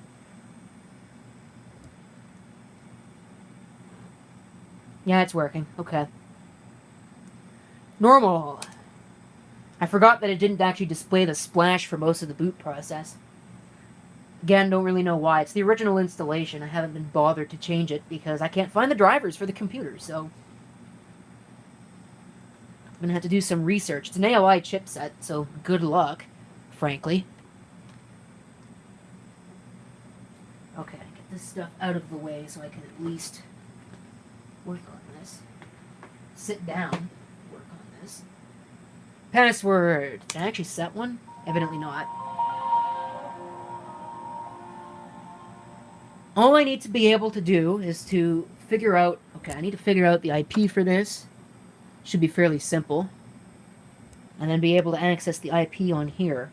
I don't know if it's going to... Ooh, I have Sea Monkey on here, so this might actually work fairly well. I don't need internet. I just need to be able to talk to the computer. Sea Monkey, all-in-one internet application suite. Yeah, this is an older version, so maybe it won't work as well as I thought it would. Need kernel X in order to put the newer versions on it. Looks like Netscape. DuckDuckGo is a site that uses a security certificate that's valid until... I don't care. Except permanently. Because the date and time's wrong. I'm going to have to fix it. So I'm going to fix it right now. It's not January of 2000. It is October 5th of 2018. Apparently you can't just type in a date. Alright, October 5th. It's not 12:02. I suppose the time doesn't really matter. But I'm going to set it correctly. 10:50. At least close to correctly. I don't really care what the time is. It's just going to lose it again anyway. A new device is available on your network. Really now.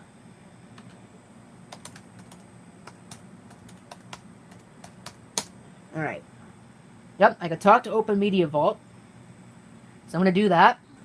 I'm going to sign into it. And it tells us our defaults. Oh, that's not going to work. Should have known that was going to happen. I wonder if it works in Internet Explorer. Probably not. So I'm probably going to have to get another computer here.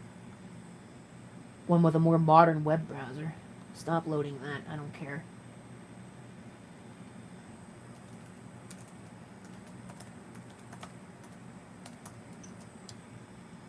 Opening page.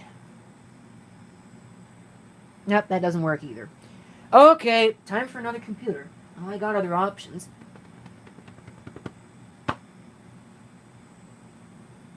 least I think I have other... Oh, yeah, I do. I have that, I'll just use that Portage. You could just use that one. That would be easy. Get out of here. Shut down. Shut down. Or, I wonder, you know? I'm going to turn this into a computer jamboree in some way, because I always do. Okay, just turn itself off. Unplug it. Put it away. I'm going to grab the EPC, and I'm going to see if it will handle it. But I'm also going to grab the Portage at the same time. So that way, if it does not, I'll be ready to go. They're in the same stack anyway, so it's not going to be that big of a deal to grab them both. No, I hope I didn't just break that. But I probably did, because my life is a comedy. For somebody, anyway. It certainly isn't for me. I don't find it funny. Some of the things that happen. Some of the things that happen are just downright stupid. Wouldn't happen to anybody else, but it happened to me. Alright, so we'll get out the two machines. I'll get out the two machines, and you'll listen to me doing it, because I didn't point the camera at it. Okay, so there's one, which apparently was $8 when Ross picked it up. That was not $8. I think I bought that one on eBay because I wanted it. I don't remember what I paid for it. Probably way too much money. But it wasn't too bad, otherwise I wouldn't have bought it. I think I gave maybe like $70 for it, including shipping. But I don't remember, so I need the power supply. So I'm going to put in the power supply. I don't remember when I last charged it, but I can guarantee you that it doesn't have a charge anymore. I could turn it on and find out. If it even comes on. Well, it does. I need the Ethernet. So, should plug in the Ethernet. Alright, where's the Ethernet on this? It's on this side. Is that an optional modem? This one does not have it. Why is it not sitting up? We'll see if the software's still... Yeah, it's running out of battery. Okay. Battery is, in fact, no good on this. Of course, when you realize how old it is, it's not really much of a surprise. Alright. Web. Let's see if it'll work in whatever browser. This is Firefox 2. It might stand a better chance of working in Firefox 2. But I will not be surprised at all when it doesn't. Access points. Can I turn off the wireless? Because I don't want the wireless. Or can I access it without the wireless? Let's see.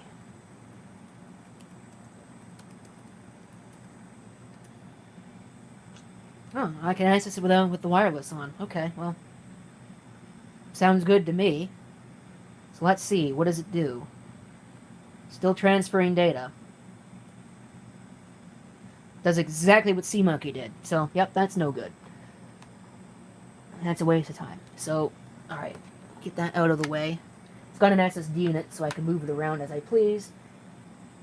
Without risking damage. It's not like a hard drive. Alright. So this should be the last thing that I have to try. Where's the Ethernet on this? It's got Ethernet. At least I thought it had Ethernet. Yeah, it's got Ethernet. It's right there. Power plugs in over here. I don't think the battery in this is any good either.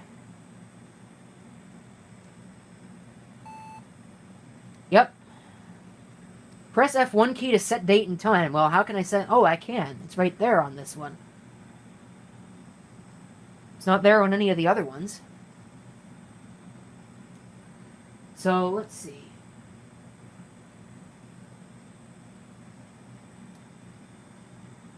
Let's see here. 10,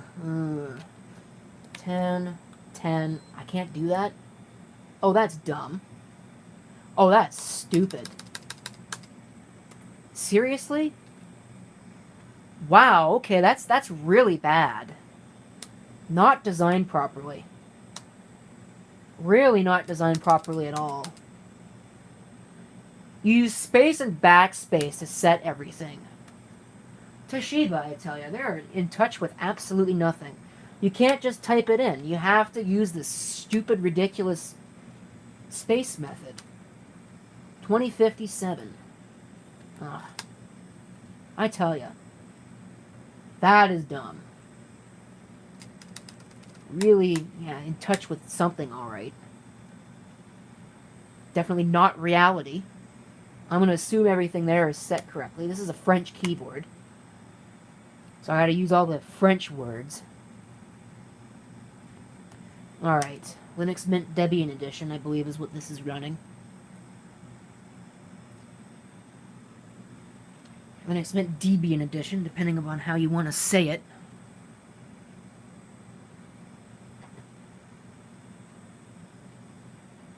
I have no idea what Venom is.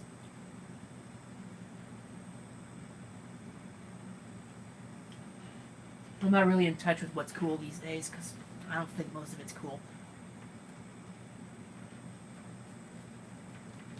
Not that I'm saying that's uncool, because I don't know what it is.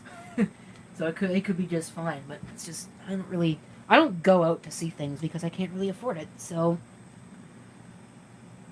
And I'm not really going to be here this weekend anyway. I'm here tomorrow. I'm not here on Sunday. Spider-Man movie. I'm not really interested in any of that. You know, the first one was okay, and the rest of them are bleh. That's the way it is with everything. They try to milk every last penny out of it, and it turns it into crap. So, I know I saw the first one, and I saw the second one. I was not interested in the second one. Movie tickets are like, I think $50 a piece at the local movie theater for an adult. That's not including any concessions, like popcorn and soda. Not that I'd buy their popcorn. It's got way too much salt on it. So let's see. Am I connected to the network? Yes. This will have an up-to-date browser on it, so this will work just fine.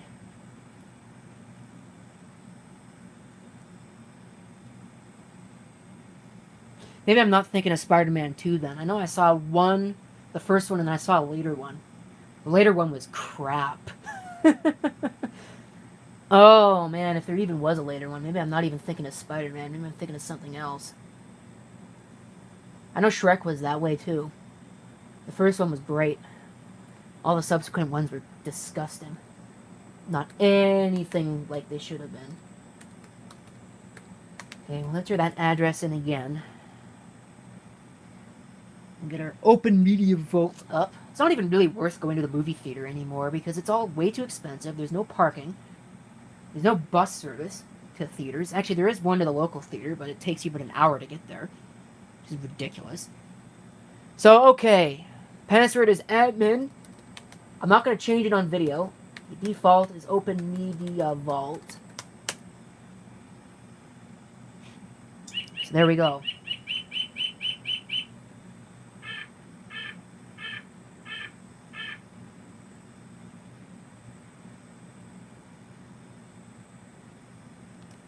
The local theater is one of those landmark things, so I wouldn't be surprised if they're upping the price. So this is an older version of OpenMediaVault. So now we get into the fun part. Now we get into the upgrades. So, what I'm going to do, we have to update the software stack that's running on the machine first. So I have to upgrade this to, I think it's version 3.0.99. It's the latest version of 3.0, or Erasmus as they call it, whatever that means. So we go into update management. It's really quite advanced. So I'm going to install all these updates first. Upgrade. It'll probably disconnect me at least once. Could not lock. Oh, you're ridiculous. You're ridiculous. Okay, well, if that's the way it's going to be, I'll show you. Oh, I can. Hold on a second.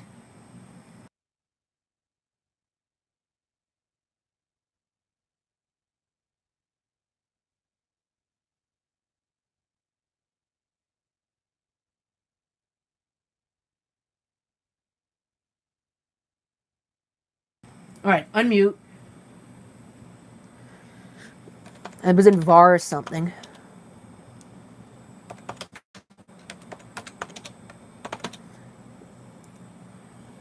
Was it? I think it was in log. Maybe it wasn't. Please reload the page. So obviously this is going to be really stupid. Oh, it's Linux, you know. You go to update and it tells you it can't update. Basically, it begs you to update, and then you go to update and you can't update because, oh, I've locked the update file, blah, blah, blah, blah, blah. Well, the simple solution to that would be to remove the lock. That's what I usually do. The mouse on this computer is not really all that great. Alright, let's try again. We'll see where that lock actually is located, if it still exists. var cache apt archives. We're looking at var cache apt archives lock.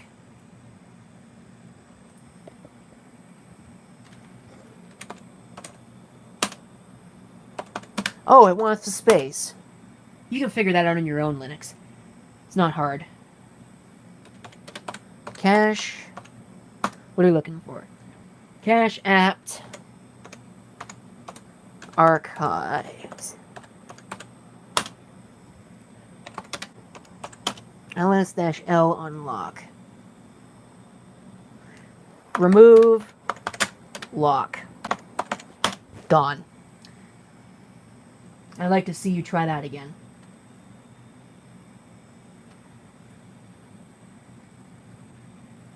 My patience for this crap is running very low. I deal with this all the time in Linux. It's really quite stupid. Beg me to update and can't update because, oh, I'm already updating. No, you're not. You're not doing anything. Besides wasting my time. Try it again. Yep, that's working. If it bricks it, who cares? It's a learning experience. I've never had it brick it, but that's not to say it won't happen. Especially because it's live. So it'll probably break. Where's my drink? It's on the floor.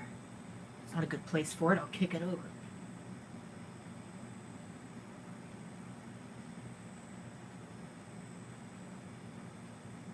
I do need to log into the console for the second step in upgrading OpenMediaVault to the latest release, which is supposedly unsupported. They want you to believe it's 64-bit only, but they're wrong. So, so archives, I believe, is all of the packages. If we look over here, that it's downloaded, we can see see a lot of packages there. The log file is nothing; it's just there to be there. So it's downloading updates right now. There's a lot of them. Probably more after this.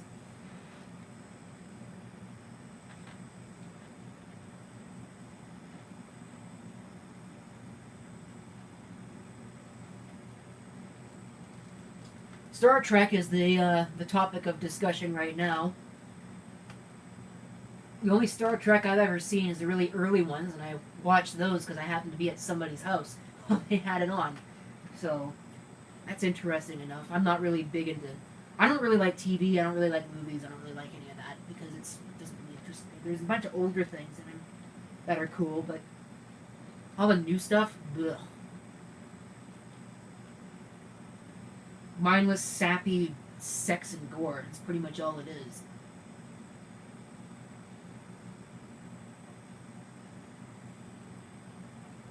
You turn on any of the game shows and everything is all about innuendo and everything. I don't know. I don't like that. You know, a little bit of innuendo is cool, but when it gets to that level, that's kind of over the top.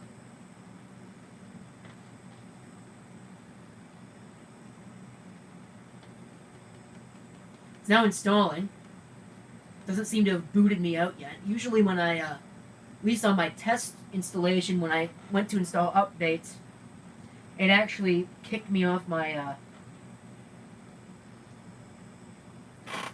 kicked me out of my remote console, my web console, probably because it updated the networking package. Or maybe because it updated the OpenMediaVault package, I don't really know. I know there is an OMV update, because it's only running 3.0.36, and it went up to 3.0.99, I believe. Or maybe 86. I think you need 88, they said. 88 or later before you can upgrade to OMV 4. So we'll just update the system all the way, and then we'll upgrade it to OpenMediaVault 4. Which is, like I said, supposedly unsupported, but, well, my virtual machine and then later this computer will disagree with them. I don't think that it sends usage statistics back. At least I haven't seen anything. Maybe it does. I know Ubuntu does that without asking you anything. Or at least it used to. They probably got rid of it after all that backlash. I know they got in big trouble for that. That's when people stopped using Ubuntu, myself included. But I really stopped using it when that stupid Unity desktop garbage came out. That was crap. It still is. I can't believe they even still have it.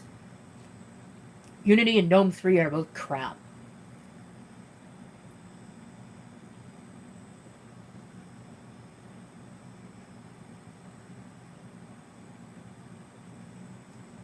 Okay.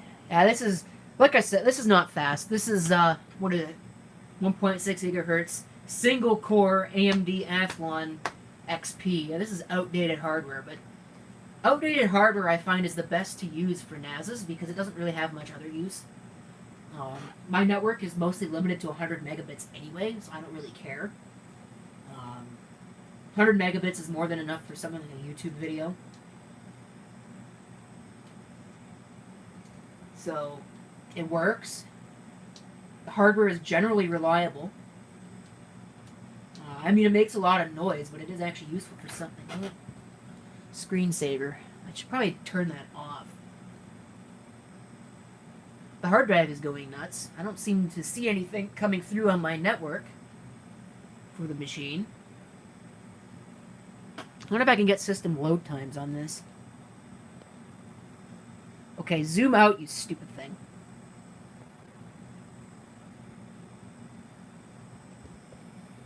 We'll go back over to this with our lovely, 2 frames per second. I don't know, the iPhone SE was so much better than this thing is. I might have to see how the the Moto X performs next week. I can't imagine it'll be much better. That Moto X is supposed to be an octa-core, but it's got 2 different quad-core CPUs in it.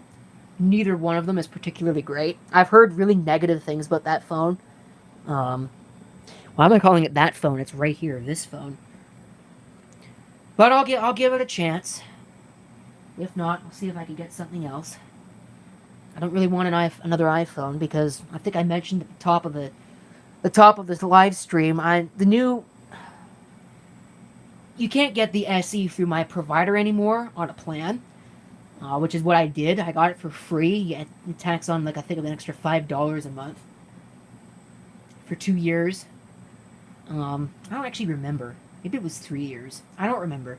But it's like an extra $5 or $10 on your phone bill every month for a couple of years, which is better than paying the cost up front because these things are expensive.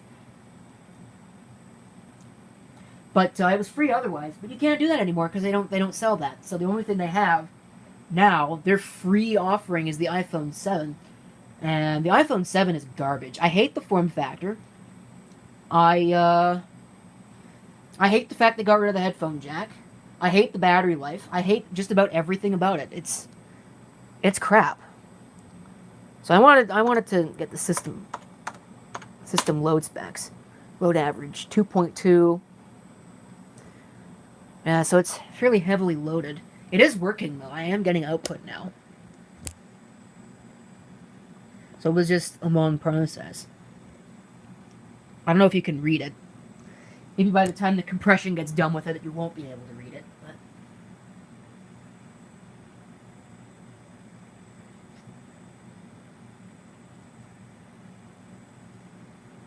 yeah.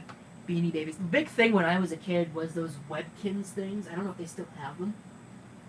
I still have all of mine. I have a whole bunch of them. But the stupid online thing, you had to keep buying the damn things in order to actually use it. You know? You had to... I think that if you don't buy one after a year, you lose access to a whole bunch of the web features. It's like, really? Come on. What a way to get people to buy into something. Well, it worked, I'll tell you that. I have a whole bunch of them. I haven't been on their website in a long time, not that I really care. I have a notification. Who uploaded a video? Oh. YouTube has decided to start on that bell icon. They've decided to start putting video uploads there, as well as when people like my comments on things. I think that's ridiculous. There are better places for that. But with the videos, at least, it's a week behind. Spatsbear uploaded a video. Let's see, when was that uploaded? The video in question is that Sleepmate, that Marpole Speed. Is it Marpack Sleepmate or something like that? Which you should go watch. It's a pretty good video. I've already seen it. 2 days ago. It just showed up in my notifications now. Like, really? Come on. What is this? Like 1929? I don't think so. Unpacking time zone data.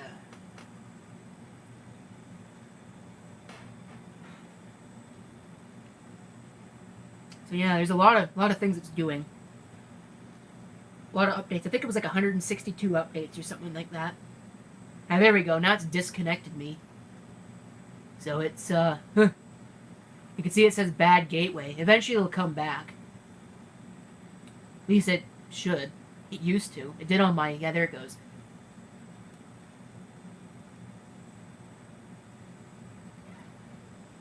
I mean, that's because it updated, oh, I know why. It's because it updated Apache. So, or it updated PHP, which then reset Apache.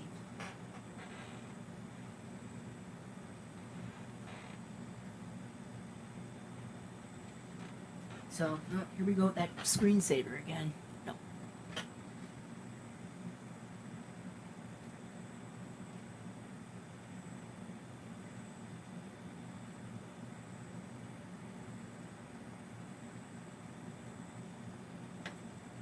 Fun process. This is what I used to do all the time on YouTube. A lot of my older videos are just me setting up computers and running updates. What a fun time, right? It's no wonder nobody watches any of my videos. Because I used to upload crap, so they think, oh, this guy just uploads crap. We're not watching this stuff. But it's also funny, you know, people love to go back in my older videos and post comments on the stuff I posted like 5, 6, 7 years ago and complaining about it or asking me a question about it. I don't know.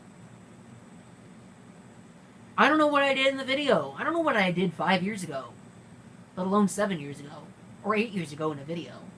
So I don't know why you're asking. I don't know why you're complaining. Like somebody on one of my sprinkler videos that I uploaded, it was about 7 years ago. Like, oh, this video sucks. It's a very bad camera work. Blah, blah, blah. Okay, it was 5 years ago. 7 years, however many years ago it was. What am I supposed to do about something I did 7 years ago? 5 years ago? 2 years ago? What am I supposed to do about that? There's nothing I can do about that. It is what it is. I like to think my newer content's better. Maybe it isn't. That's certainly possible. It's not like I've really changed much of my video style. Other than by virtue of using older cameras, because I find the image sensors are better. And the fact that my HDR CX240 is gone because it broke. And the JVC Vario is also broken, so I don't actually have an HD camcorder any longer. I don't even have a flash-based camcorder any longer. I did come close. I found a hard drive camera at the thrift store, but it didn't work. So I didn't bother buying it.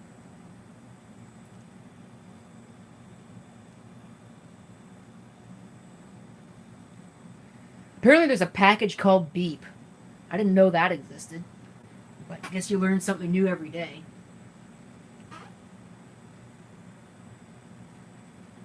Yeah, I think this is probably going to be the longest live stream I've ever uploaded to YouTube.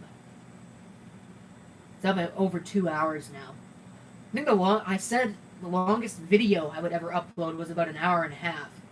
And I'm going to maintain that that will be the longest video that I ever upload. Oh, here we go. Yeah, now it's updating OpenMediaVault 3.0.99. I'm curious about something.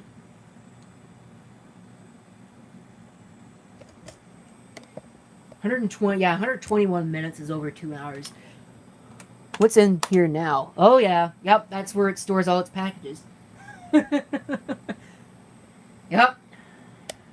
Figured that one out. Okay. Good to know. So if you want to screw it up, you can go in there and delete things. Well, it's trying to install it. I suppose you couldn't. It would complain at the files in use. At least if it was designed properly, it would complain at the files in use. But it's Linux, so who knows? There's not a whole lot that they did that was designed properly. In the name of keeping things compatible with the past, instead of fixing the bugs, they keep the bugs open. Of course, Microsoft does the same thing.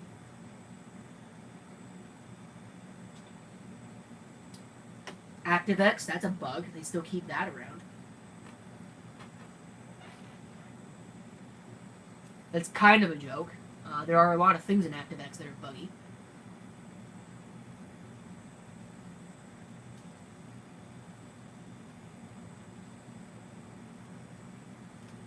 Oh, now it's got in. Oh, God, that's going to take forever. Installing kernel updates. I should have unchecked that. No, I didn't think that one through. Oh, well. Multi-arch support. It's still unpacking stuff. Well, now it's setting stuff up, so maybe it's actually... No, it's unpacking still.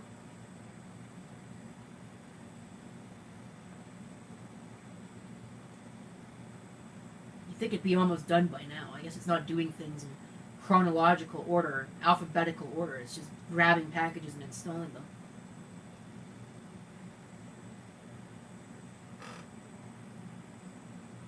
I'm running out of things to talk about. Okay, now it's setting them up.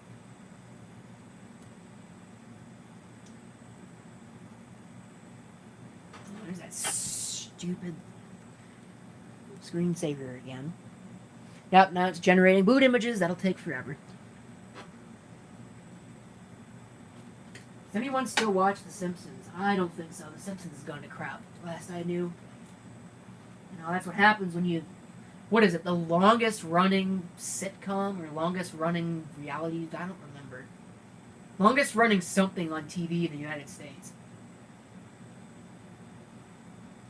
But of course, I don't have a cable TV subscription, so I don't have a digital converter box because you can't buy those anywhere without spending an arm and a leg. And then when they come up with this ATSC 3.0 crap, they'll be flying the thrift store and you can't use them. What a dumb idea that was. Making these stupid boxes that you can't upgrade. Analog TV was so much better. It actually worked out of the box. You don't have to buy those... I'm sorry, I'm going to use a politically incorrect term here. You don't have to buy those retarded converter boxes.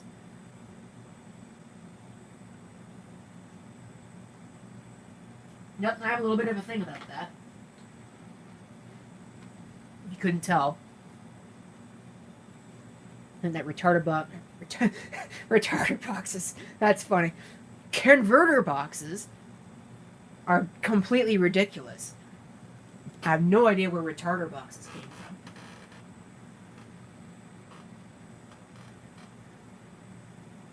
I'm sure somebody will turn that into a soundbite later on, and I'll get to hear it on all the Stereo Dust Particles live streams.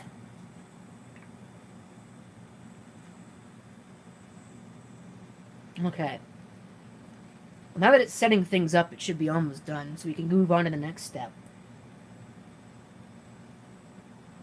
Maybe I'll reboot the system, too.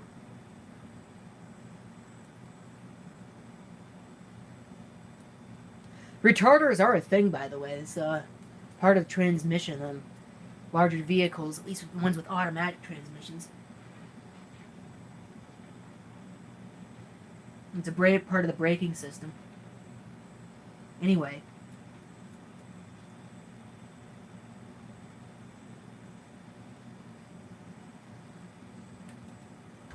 Oops. Oh, crap. Don't kick over your bottle of Windex. It'll go all over the floor. Then you'll step in it and wonder what you just stepped in. Oh, I'm bleeding blue! Ah! No, that didn't happen to me. I'm sure it's happened to somebody. I'd like to think it's happened to somebody.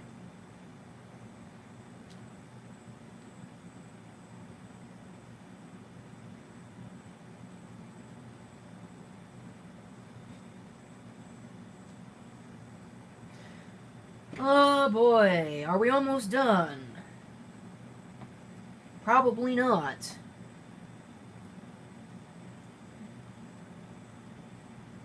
You know what? Even though this is taking as long as it's taken, I think this is still faster than downloading updates on Android. Which is a really sad piece of commentary. It's ridiculous.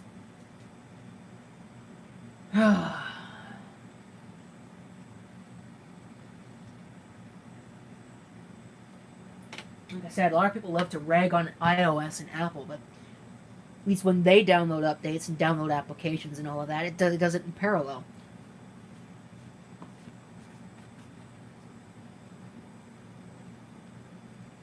Of course, there's a limit to how parallel it can be, but it does it in parallel. It already did that.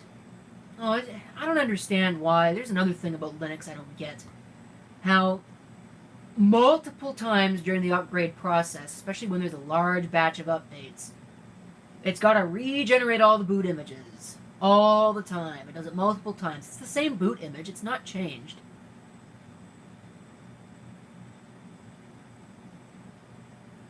It really doesn't make any sense to me. Do it once and that's it.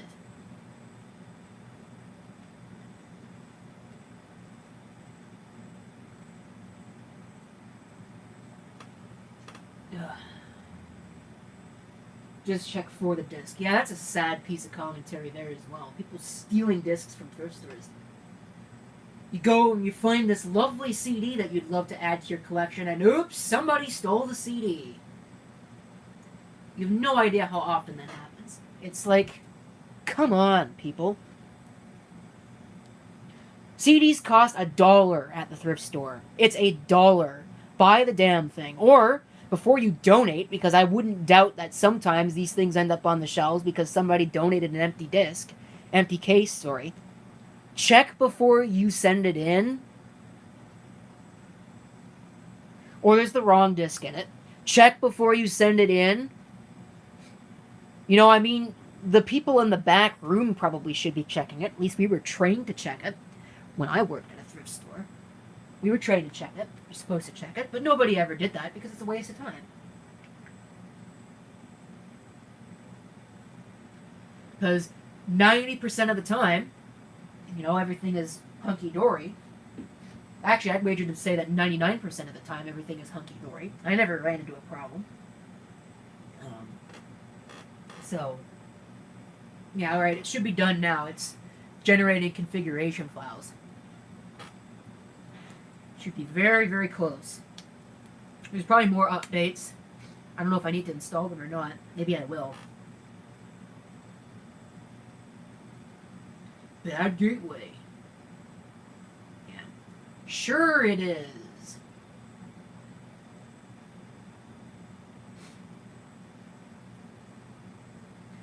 It'll probably log me out. It should be fine. I don't really mind.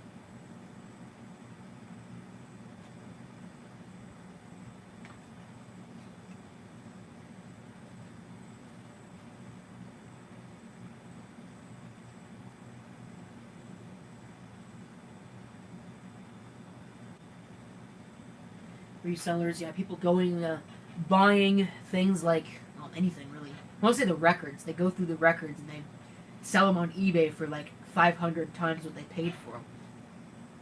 I think that should be illegal, honestly. It's kind of stealing almost. I mean, they buy it, so I guess it's not really stealing, but doesn't make it any less rude, you know? Reselling it should be almost illegal. You know, you have to prove that you actually used it for something. Alright, reload. Like I said, it's probably going to log me out. Because it's a new version of OpenMediaVault, so it'll probably log me out. Transferring data.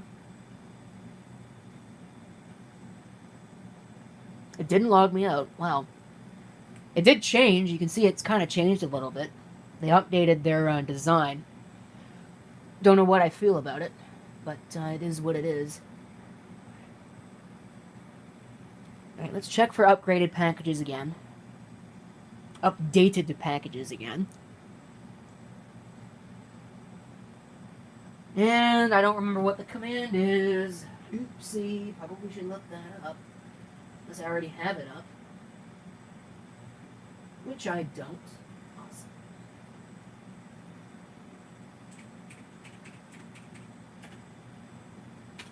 There we go. Upgrade OpenMediaVault 3 to 4. I think it's OMV release upgrade or something. But I'm going to verify. Yep, OMV release upgrade. Cool. Still checking.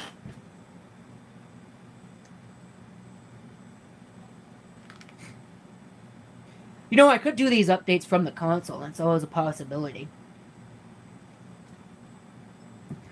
I don't know if I mentioned it. OpenMediaVault is based on Debian. Debian Stretch, I think. Ah, look at that. These updates again. I don't know if I care enough to download them. Oh, I will. I'll upgrade it. Upgrade it all the way, might as well. Broken packages. Nope, I don't care. So we're going to go over to this thing again. Beat yourself. And we will do OMV release upgrade. Do I really want to upgrade to 4.0? Yes, I do. So there we go.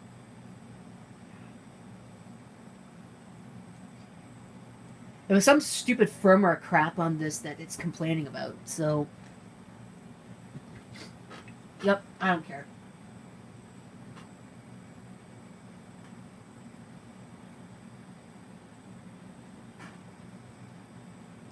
That's a very fun process of running this update. I think this took about almost 20 minutes on the virtual machine, so it'll probably take even longer on this. The virtual machine was running on an i5.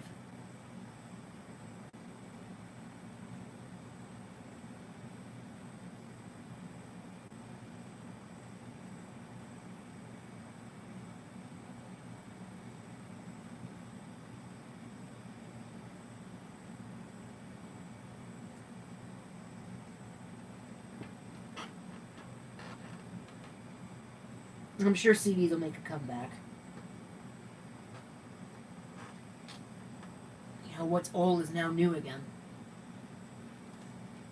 The, what is it? The 2090s, I bet the CDs will come back.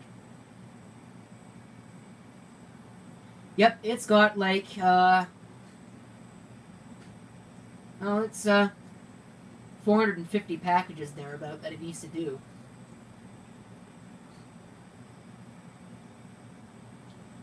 So that is going to take forever.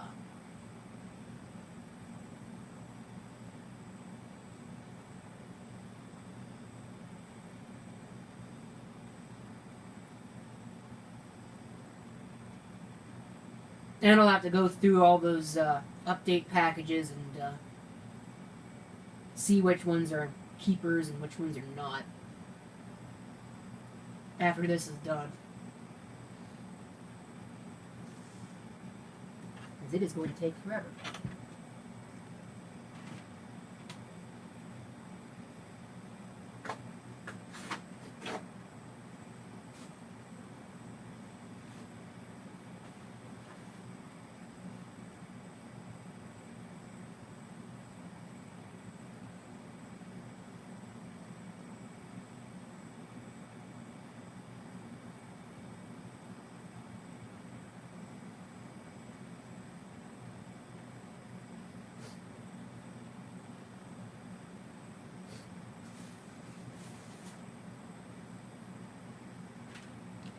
Oh boy. Fun times. I could do something else while I'm here. What else can I do? I put away all those monitors. Oh, that's a shame. Put away the monitor. Yep. That was a great idea. I'm probably going to end up taking it back out again. Grab another computer to work on. Do a magic trick. I don't know any good magic tricks, and I can't do any of them anyway, so...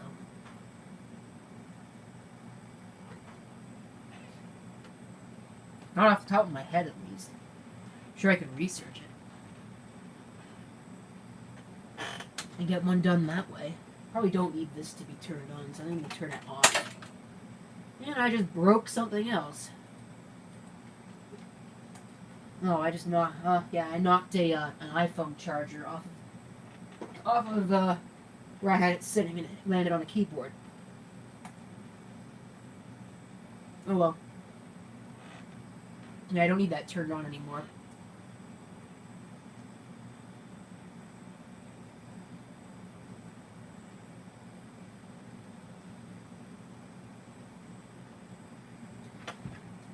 No, I think you can just like sit here and watch this.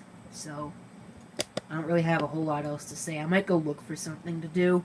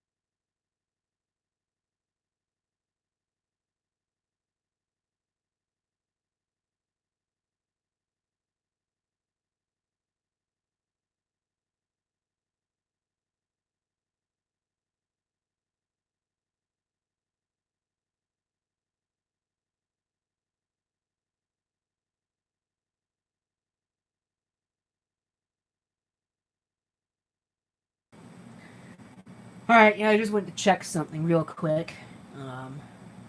Come on. Android.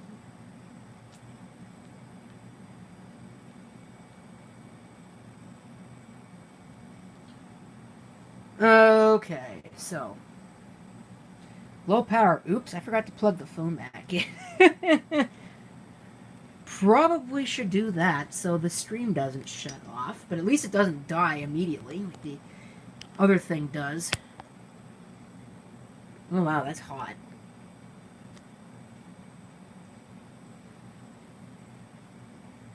I didn't really find a whole lot that I can set up and work on. Nothing really has, nothing with built-in display or anything like that.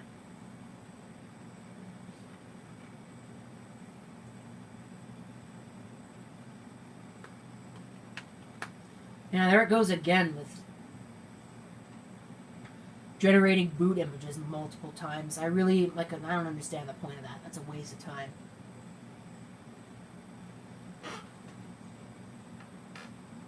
Okay, so what can we do, or what can I do while this is... Well, I do have something here. Oh, nice!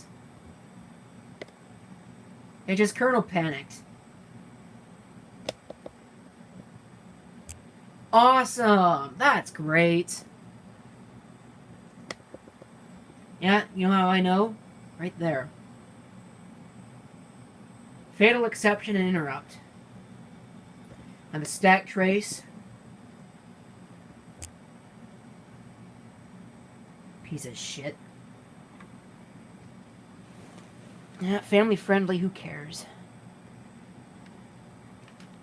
Anyway, like I was doing, or was going to do, it should reboot in 90 seconds. At least it claims it's going to reboot in 90 seconds. I bought this recently. It's a little Sony cassette recorder. Very nice. It's missing the, it's supposed to have the handle that goes in there. It's missing that. Presumably it also had a little flap to go over top of that. It's missing that. So I wonder if I am actually going to be able to upgrade this to OpenMediaVault 4, or if that won't work. So there it is with the leather case removed. Yeah, it just rebooted itself.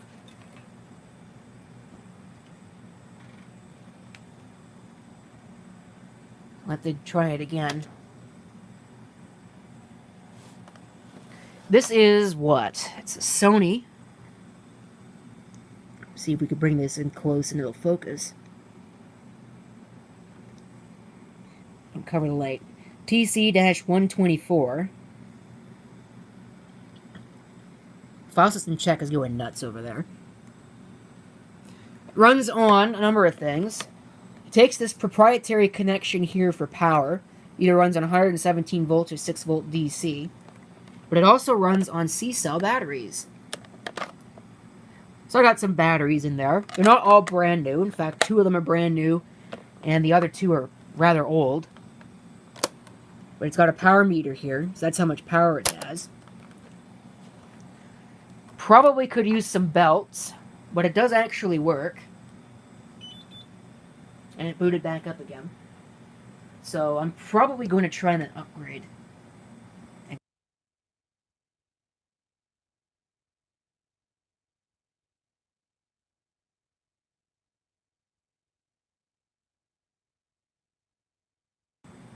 Just mute it a little bit so I can put in my password. If the kernel panics again, I'm just going to say screw it. Command not found. It did a partial upgrade. Oh, that's not good. So yeah, it probably crashed it. Anyway, let's get a tape out and give it a little test. Just a random tape here. I know that fast forward and rewind don't really work that well.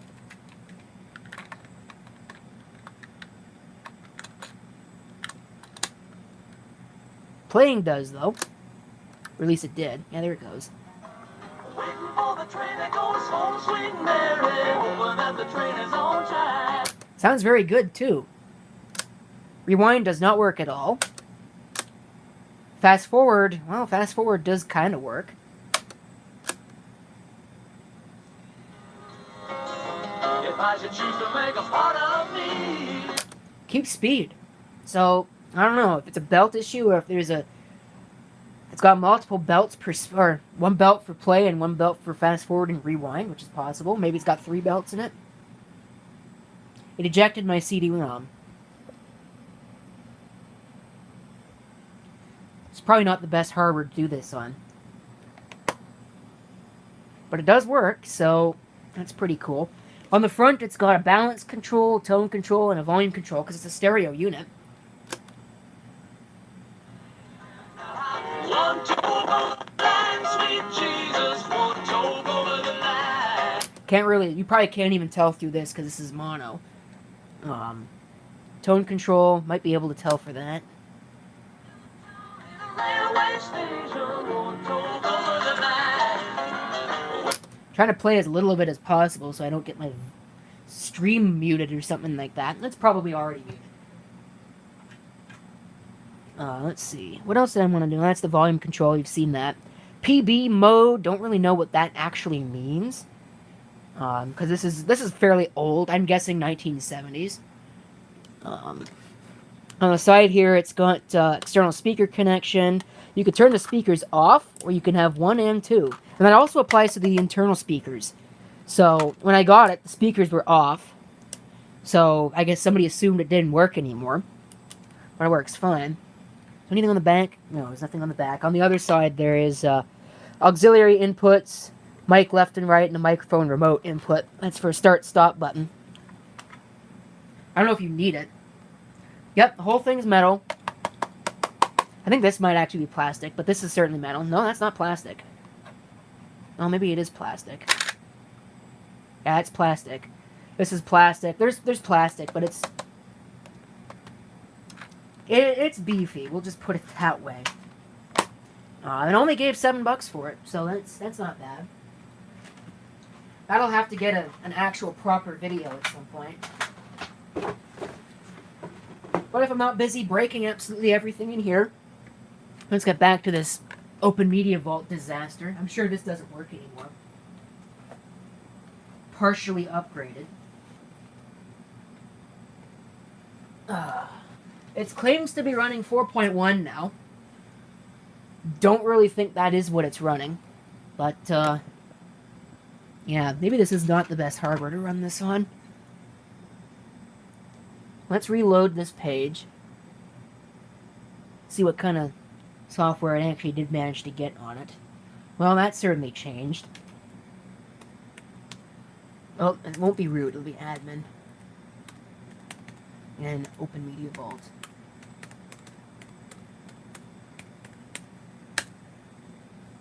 Please wait. Oh, it's supposed to be almost instant. So yeah, I think it's screwed up. Yep, that should be almost instant. Socket refused. Oh, that's screwed. That is unbelievably screwed.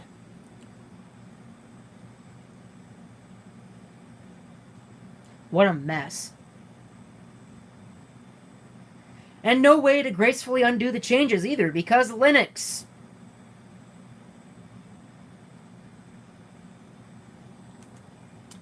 Okay, let's go back over here and see if we can at least recover from this.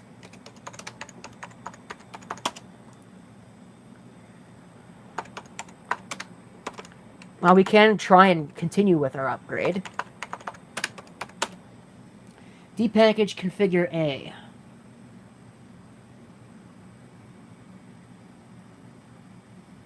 So we'll let it reconfigure. Please configure all the packages it did install and then try and upgrade again.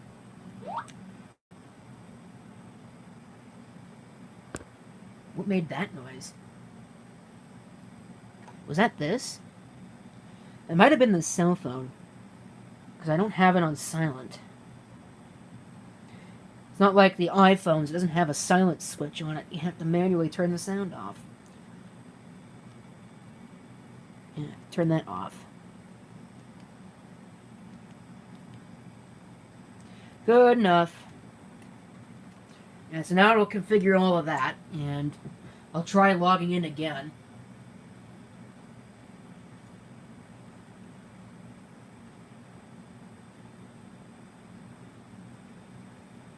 Dependency problems, leave unconfigured. Yeah, I'm gonna have to probably... A reboot is running. Please reboot, or a reboot is required, I should say. This worked great on the test virtual machine, but it didn't work on this. It's probably because of either the fact that it's got an NVIDIA chipset, or it's the fact that it's running an AMD Athlon CPU. Yeah, it's probably actually the AMD Athlon CPU. Probably need to get something a little newer. Wouldn't be surprised to find that was the case.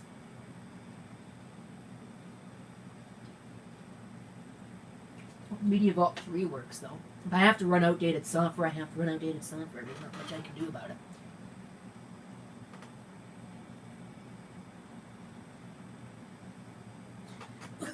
Excuse me. Nice keyboard, eh? I'm assuming you're talking about this thing. Now, I would tell you that it was a nice keyboard. It's all worn out now. Look at that. It's a French keyboard. That's the part of town it came from. Okay, errors were encountered when processing blah. And let's try and run an app upgrade again. Reading package lists. Unmet dependencies.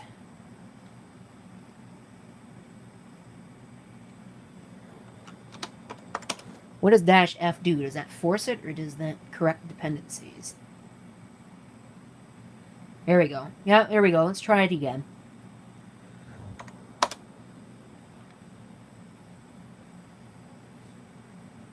See if it kernel panics again and where it panics. So we're not totally lost yet.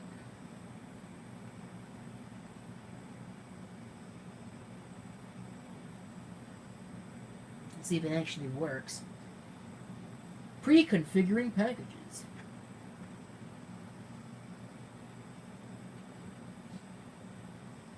There's probably something stupid that requires some instruction that the CPU doesn't have.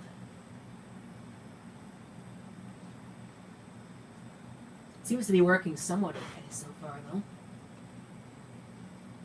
Of course, I don't know what package it failed on.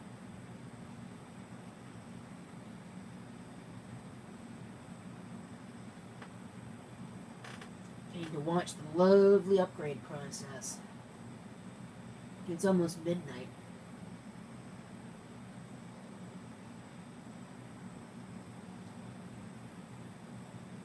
Could be watching a lovely stereo dust particles live stream right about now, but I'm not doing that. Instead, I'm doing this because I don't have that option.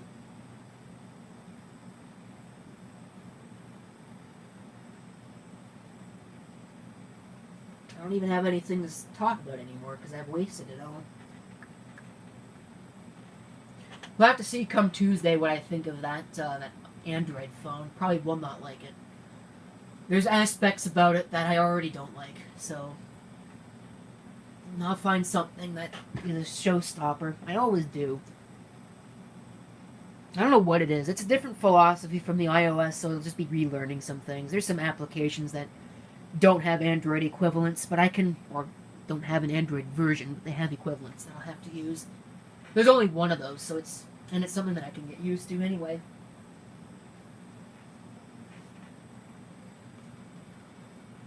But there are things about it that I just don't like. Some pretty big things. Not being able to turn data off completely from applications is one of them. That's a limitation that shouldn't exist. Sequential downloads is another limitation that shouldn't exist. The notification bar at the top is completely stupid. There's a lot better ways to do that, instead of sticking icons in my face all the time. But that's just the Android way, I guess. Don't really like that. Prefer the iOS way. You have your notifications on the front screen, and that's it. And then as you're running, the notifications pop up a little bit and they disappear. You can make them disappear. None of this basically trying to be a computer, but failing miserably.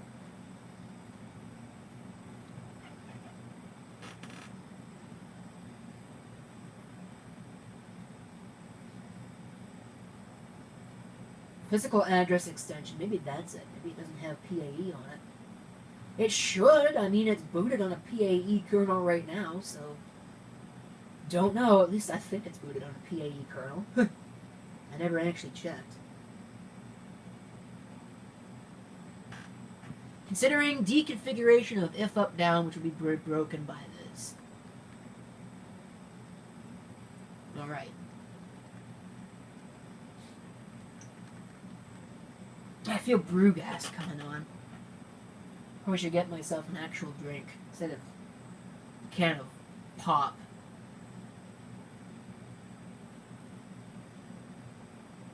At least we get a progress meter on this. We don't get a progress meter when doing the upgrade previously. Because it uses the old apt get command. This is the apt command. I don't know what I think about it.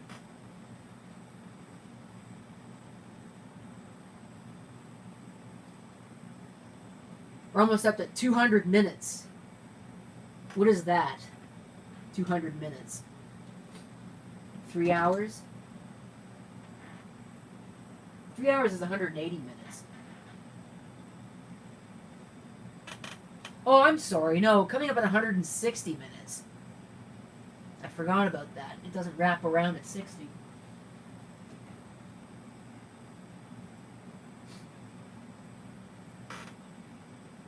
Where is it going to kernel panic this time?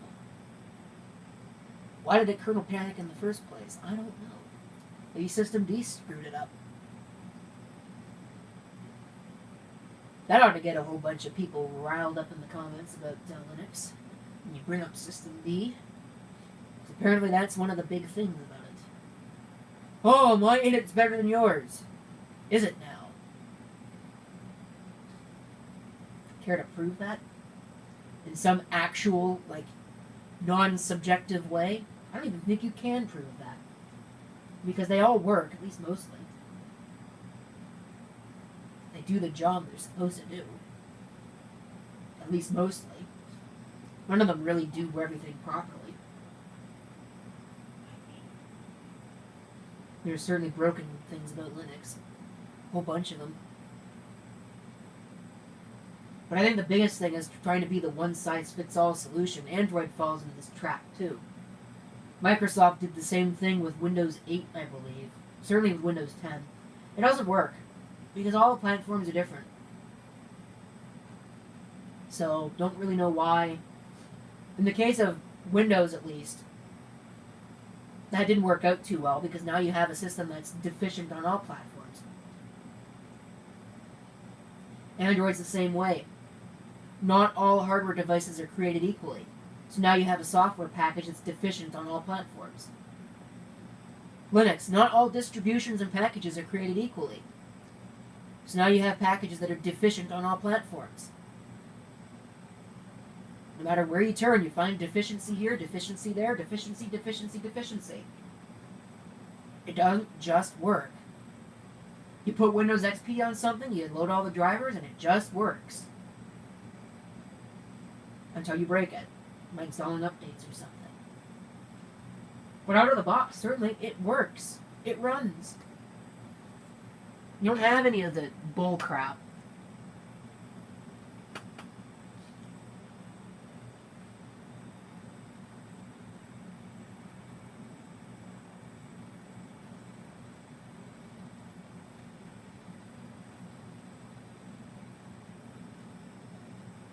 I don't know. I don't like it. I don't like where anything is heading right now. Maybe I'll just be that old curmudgeon that's on Windows 7 for the rest of his life. Using a flip phone forever. Oh, there's nothing really wrong with that. They work as a phone, which is kind of what a cell phone is. It's a phone.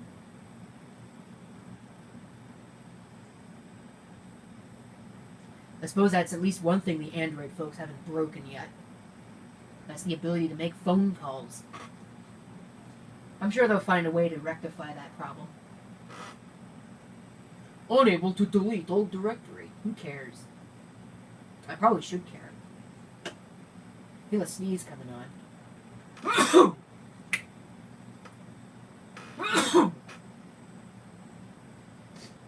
Oh, it's terrible. Yep. Got to take my allergy medication today, and this is the result. It's terrible. Serve me right. Never do that again. Of course, where is it? I don't even know where it is. Serve me right for having it sit out. Won't do that ever again. It was right here. Not there anymore. Oh, there it is. I'll just take it right now. I'm gonna go get a drink, so I actually can take it. I don't know if you're supposed to do that or not, but I always have a drink while I'm taking the medication. It helps it go down. I can't just put something in and swallow it. I always have to chew it. It's terrible. Why am I telling you all this?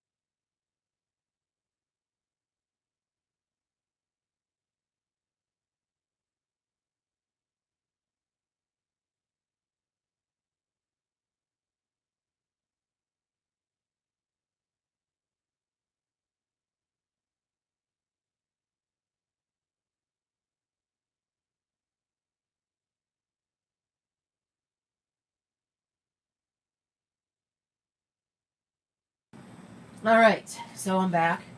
Just took allergy medication. Not that it'll do much right now. Probably should have blowed my nose before then. Again, I don't really know why I'm telling you that. 65%. Well, at least it's doing something useful. I'm gonna go blow my nose. It's gonna drive me nuts.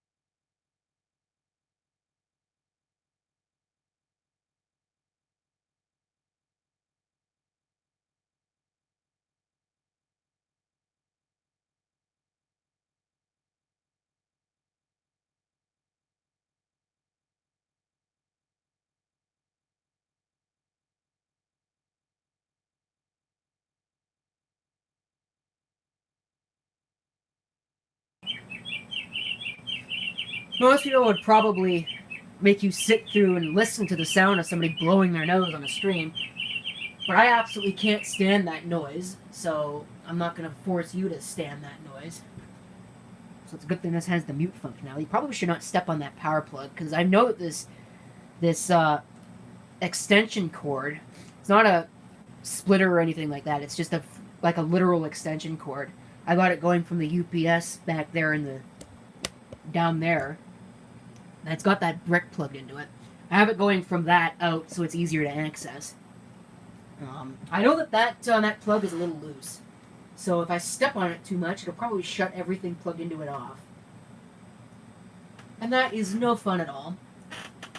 We're at 75% now. So we're getting somewhere. Not setting everything up, so that's good.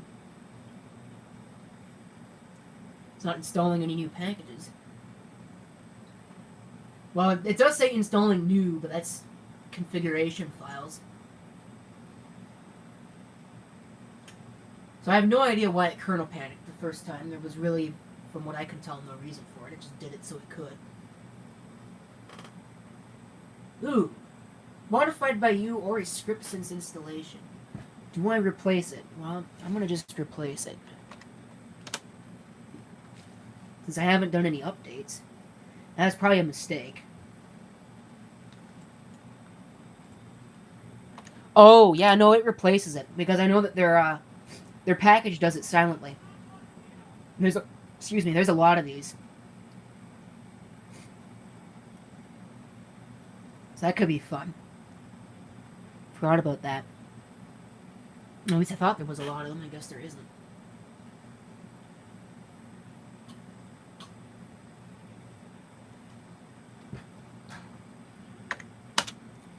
They replace it in their thing, so it should be okay. I'd like to think that it's okay. So I'm going to just replace them.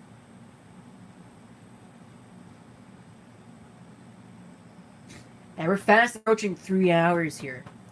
This is probably not interesting to anybody, so I'd imagine nobody's going to watch this archive. No, it's too bad for them. Should have watched it live. Of course, I also understand that there's probably a lot of people who can't watch it live because they're in parts of the world where they can't actually see it. They'd be either at work or it'd be late. They'd be in bed. You know, I should be in bed, but here I am working on this junk. I didn't think that had Nginx on it. I thought it used light TTPD. I guess I'm wrong.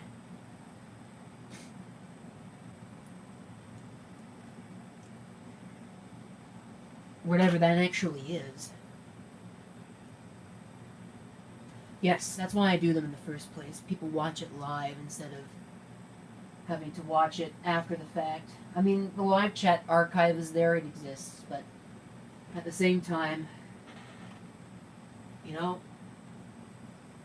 there's one thing. I mean, the videos themselves are actually better. And the reason why I say the videos are better is because I can actually edit them, so it's worth watching.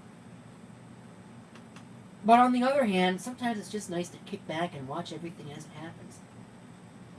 You know, all the little screw-ups that I would edit out of a video, you get to see them.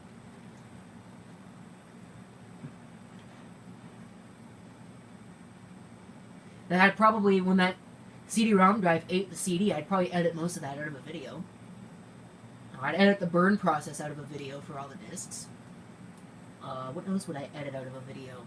There's other screw-ups. I'd probably either time-lapse or edit out all the installations. It's not the ones that I talk through. Take out the parts that I talk. That I don't talk, I should say.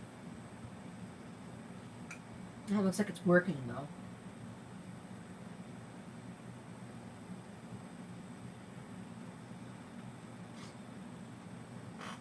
With any luck, it'll actually do what it needs to do. And we won't get a kernel panic again. It's at 97% now. I'll probably reboot the system. Just so I know that it'll be running all the new packages. And I'll find something messed up.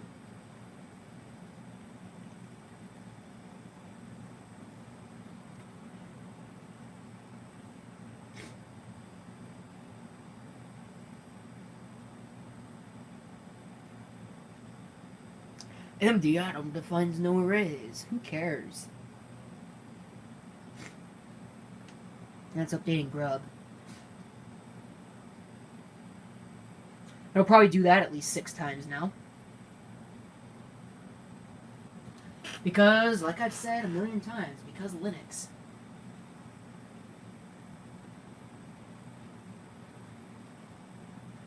Intel microcode. Why would it need to install Intel microcode? It's an AMD system. Hope that won't screw something up. Probably will. I know how this stuff goes. Probably just brick the whole computer now.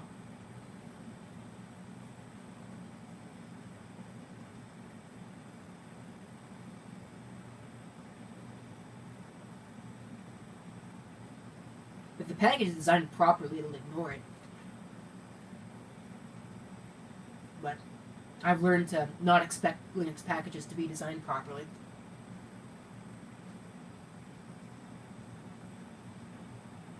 So now it's setting up OpenMediaVault.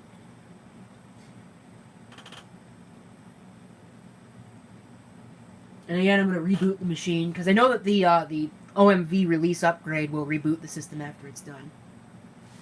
Complete the installation. OMV init system. Alright, so then we'll do that. Once that's done, we'll run OMV init system.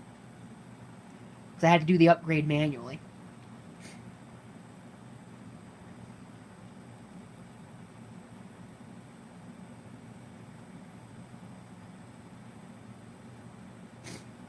That's what happens when your system kernel panics in the middle of a release upgrade.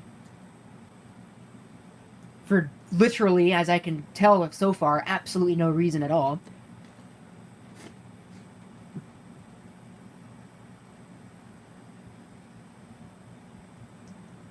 Alright, there we go.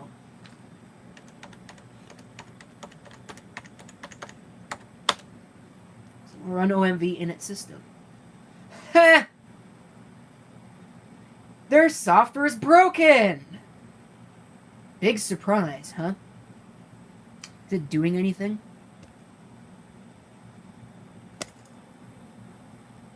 Yeah, it's doing something.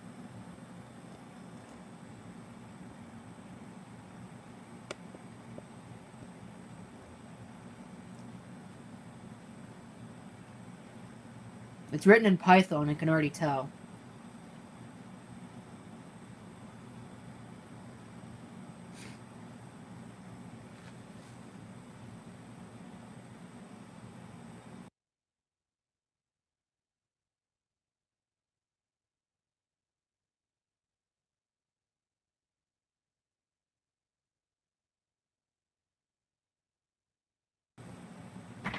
Okay.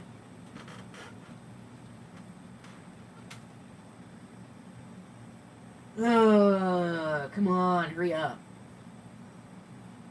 You mofo.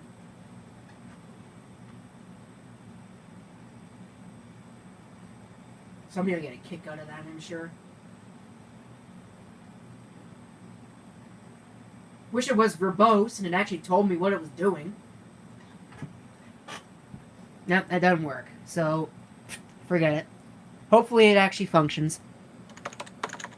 Reboit? No idea what that is. Beat yourself.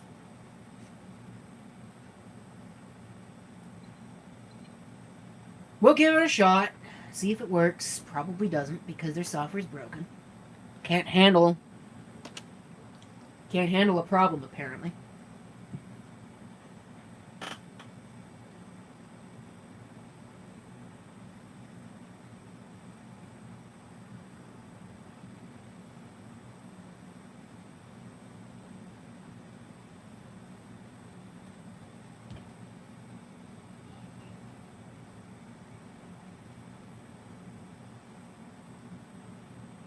It's complaining about the super block being mounted in the future. Does it look like I care? Is it going to work? Shouldn't take that long.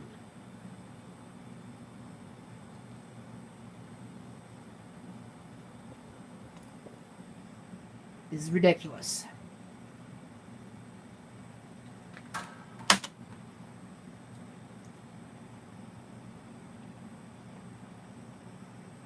What is it doing? Okay, I don't have time to waste on this.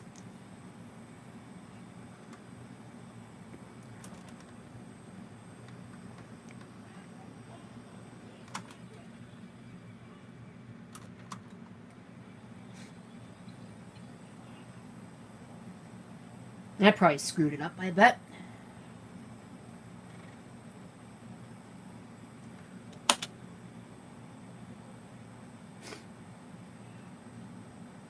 Bet you any money the OpenMediaVault software messed up my,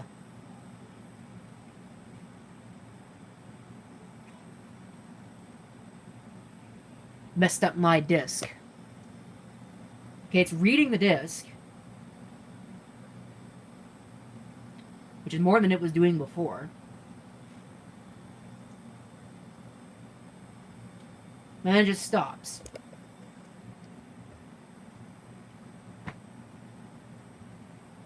Linux, I tell you, Linux, useless. Useless, useless, useless. No idea what it screwed up this time.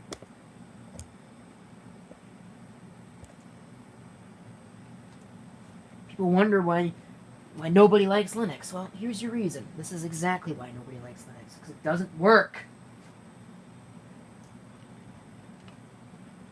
So fine, if your upgrade isn't going to work, I'm just going to uninstall this son of a bitch, and I'm going to put the version back in place, and I'm going to just use the older version, because it's obvious to me that this crap can't be asked to work.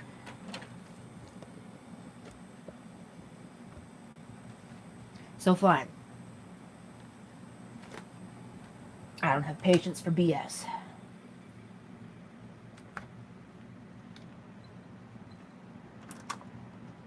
Well, didn't like that.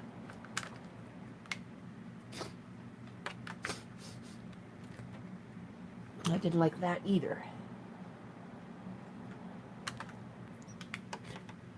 I wonder if it'll actually turn on this time. Or if I now brick the whole computer. Here we go.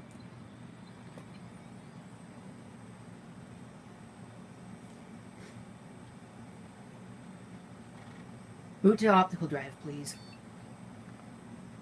Try and install again. Maybe we'll start the whole process all over again. I don't know.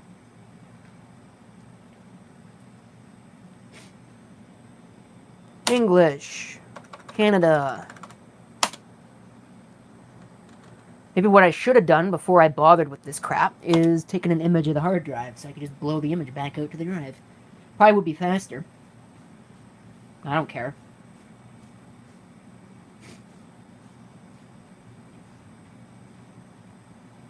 Maybe what I'll try doing instead next time is I'll install all the updates before trying to upgrade OpenMediaVault. Maybe that will help. Somehow I don't think so. This should just work. It's ridiculous that it doesn't.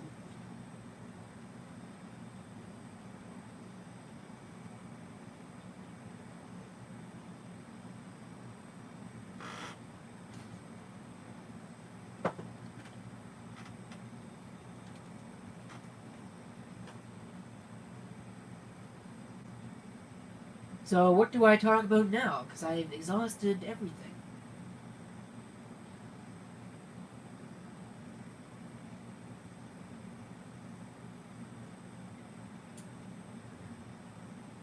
This must be that case where everything that can go wrong will.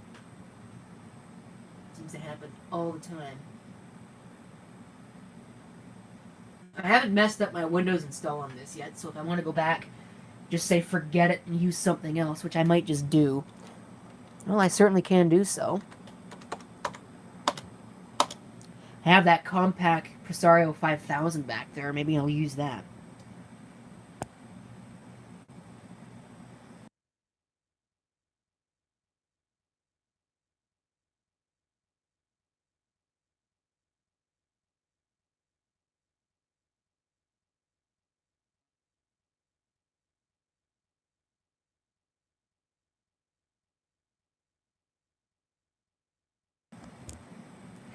Yeah, I think this time, instead of using the other computer, I'm going to do the upgrade from the console. the software updates, I should say. Actually, I just had another thought. I have a, what is it? That, Compact Desk Pro, or sorry, Compact Evo D510. Maybe I'll just use that thing. This is deciding it's not going to work correctly.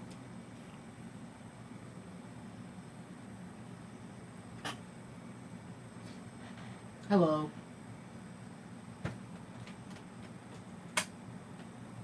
What a surprise. It's not working right. This is my second go around at this. Actually, no, it's the third because I had to replace the disc too. Replace the CD-ROM once. The actual CD, because the computer decided it was going to try and eat it, so it scratched it. And then, now I'm doing this because an upgrade failed because it decided not to work correctly. Stupid thing. I think I want to just replace it with that, either the Evo D510 or I'm going to replace it with the compact Presario 5000 that's sitting back there. I'll try that instead. Probably get a little farther. But I think that pretty Sorio only has one hard drive slot in it.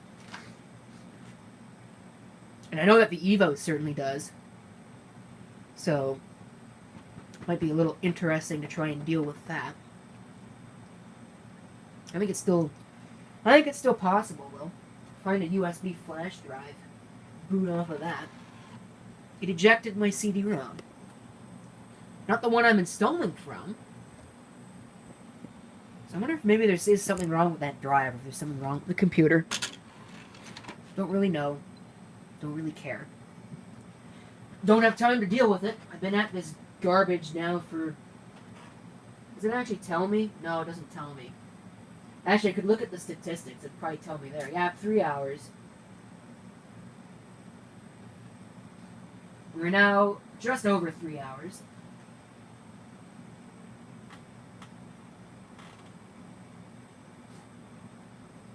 Broadcast alert. Oh, you know what? I'm going to try something. It's a little broadcast alert. Are you sure you want to set the broadcast alert? Sure. Set the broadcast alert. Let's see what that does. See, that breaks everybody's thing. See if I get a response out of it. Or if it actually worked. Maybe it killed the broadcast. I don't know. Probably killed the broadcast. Oh, experiments, folks. Experiments, experiments, experiments. Okay, turn that off. Nobody's saying anything, so either it didn't work at all or... Well, that was fast.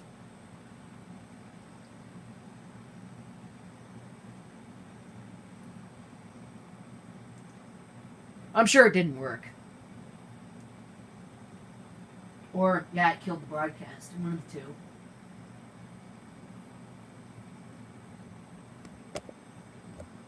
two. Alright, so the next step is going to be to set the mirror all over again, and it'll have to install all of its extra packages. I had that EPC running back there. Probably should turn that off. It doesn't really need to be running.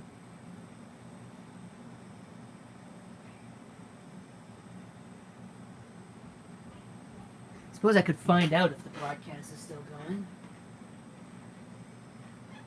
Put something in the chat room. See if it actually shows up on anything. Well, it shows up there, so I guess that's still working at least.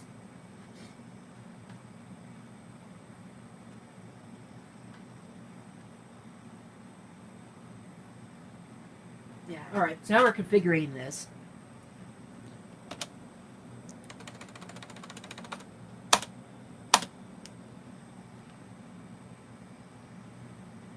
And it'll take however long it needs to take for that.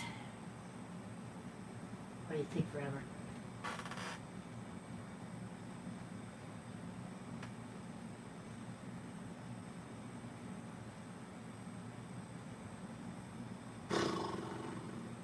What else can I say? Need to get a couple of batteries for a UPS. I have a back UPS Pro 1500 sitting on the other side of the room that just needs batteries. Of course, I can get them from Amazon for free shipping if my father would let me use his Amazon Prime, but no, can't have that now, can we? So I'm stuck paying for shipping, which is about 3 times what the batteries cost. So, awesome. Or I could just walk into a store and pay a 30% upfront tax by buying it locally. Really makes you wonder sometimes, how these businesses can possibly think that buying locally is bad. Or buying locally, why people don't buy locally anymore. Well, I'll tell you exactly why people don't buy locally anymore. It's because of that.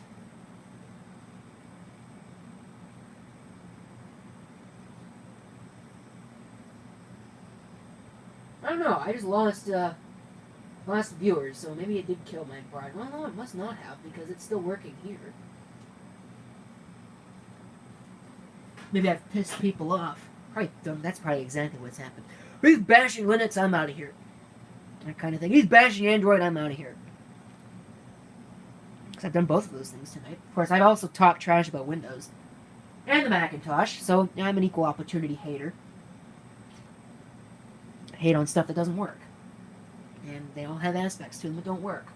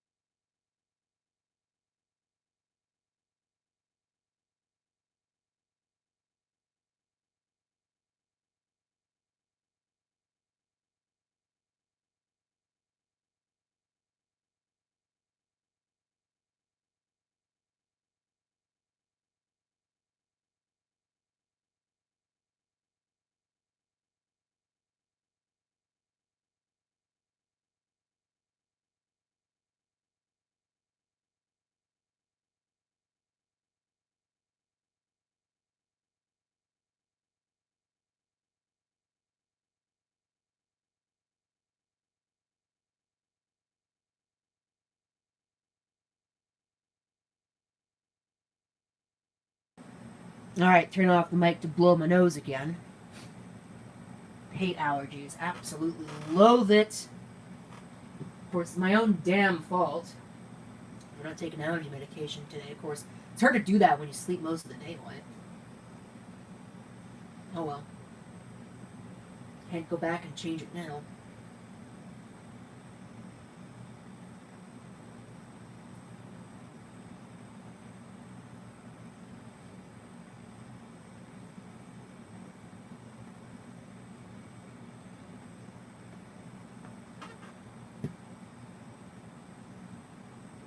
Do you honk when you? I don't know. I'm not going to answer that. I think that's more details than the public really needs to know.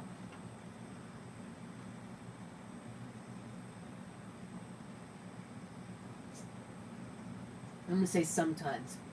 That'll be my answer to that question.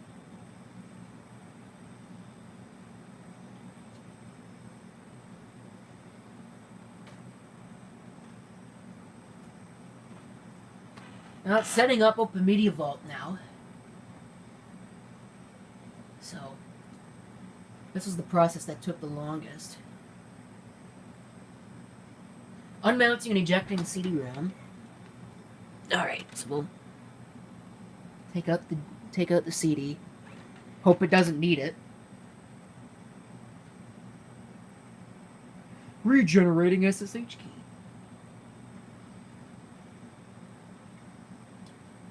Sometimes I really don't know. This is like I said, it's AMD Athlon XP, single core. I don't even think it has SSE2 instructions, so that's probably exactly why it doesn't work.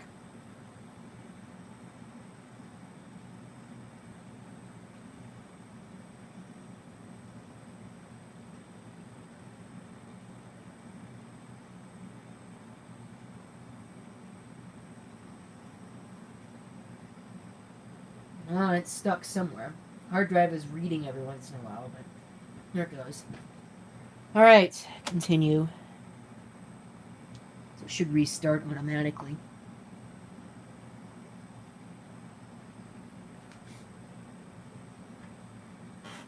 In theory,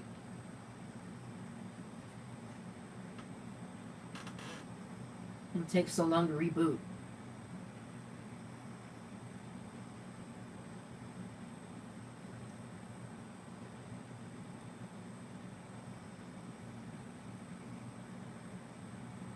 Wow. Again, it'd be nice if this was a little verbose. Told me what it was actually doing, other than nothing. So when you don't show me anything, I assume it's doing nothing.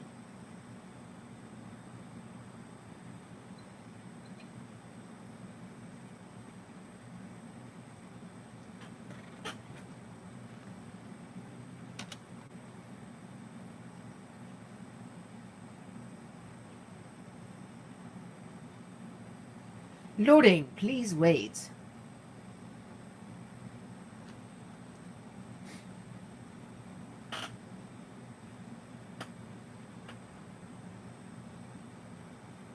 There we go. Now it's actually doing something. At least it was. Raise network interfaces. There we go.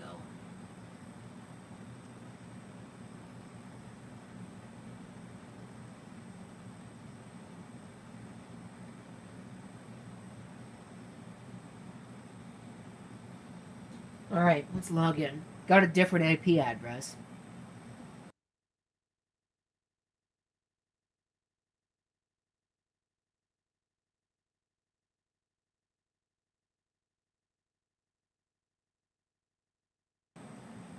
Okay. And update. Running as root.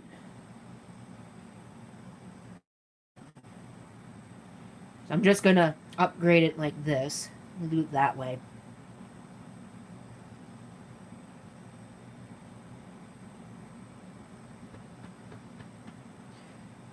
Instead of bothering with the web console.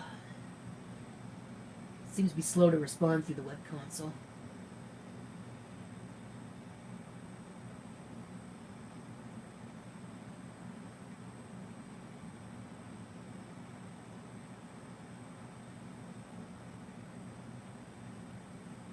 Okay.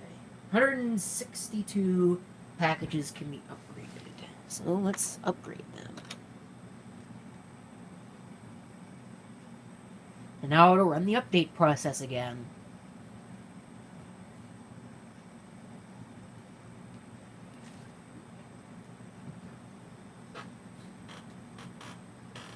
Maybe I should make a backup of the server first.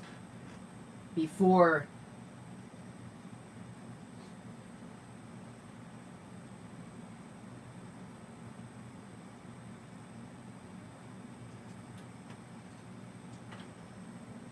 I probably should. I'm not going to.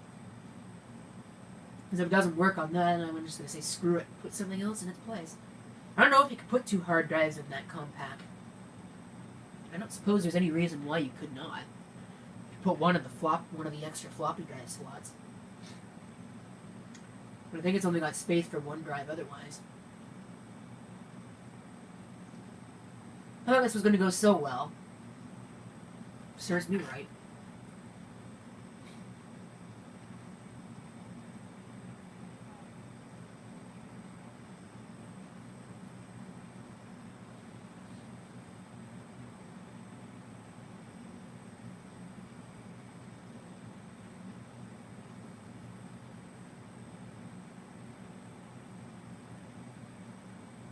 What did it say? It said 162. That's more than 162. It's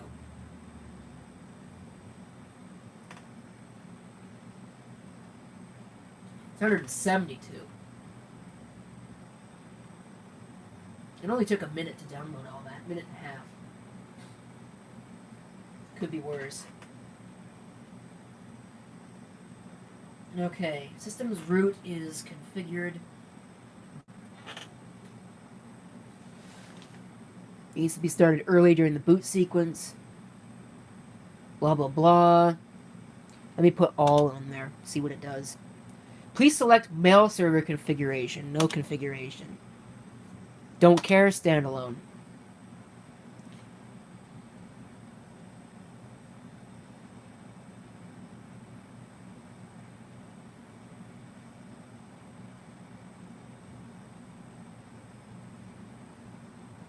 Maybe it'll get upset because I don't have any arrays configured.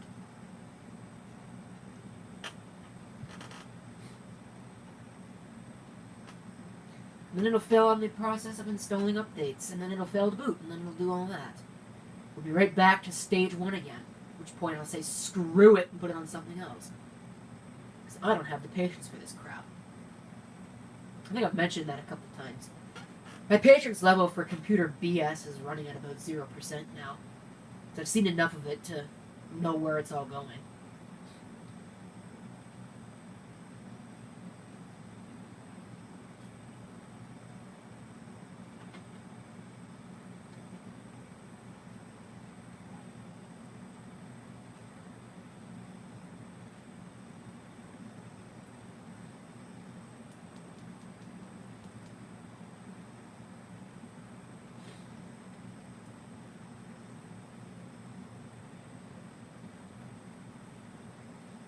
Hopefully then we can run our OMV upgrade. Try it one last time.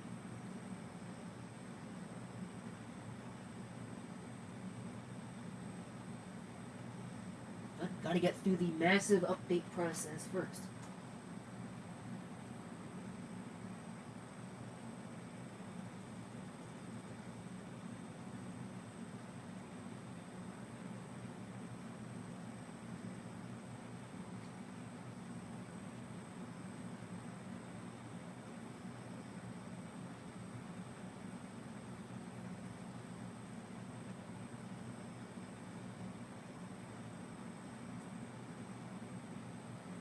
Don't really have much to say. There's not really much left to say.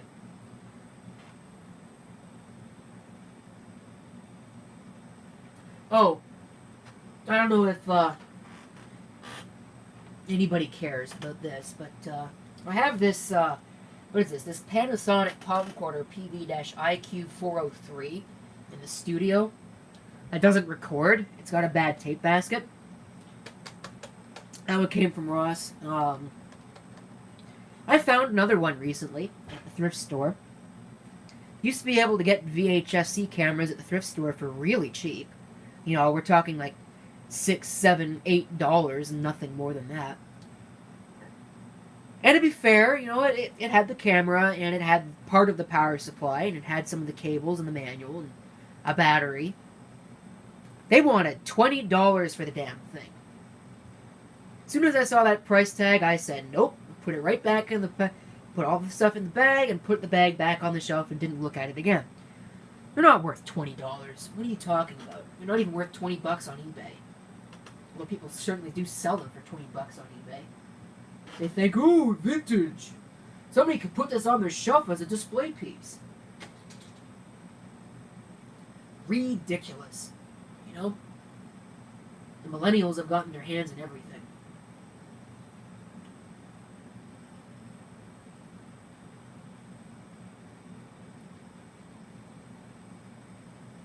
What is that song? Tacky by Weird Al. Applies perfectly here.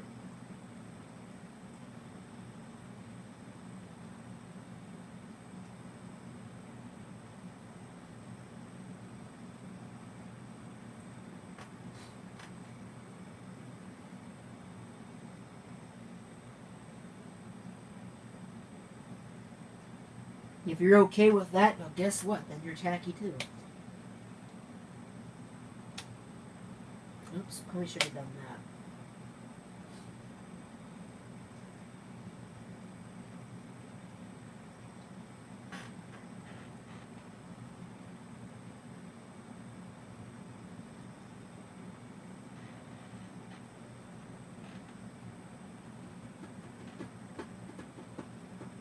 Well, I make the argument they do still buy them, but they don't buy them to use them. They buy them to use them as display pieces.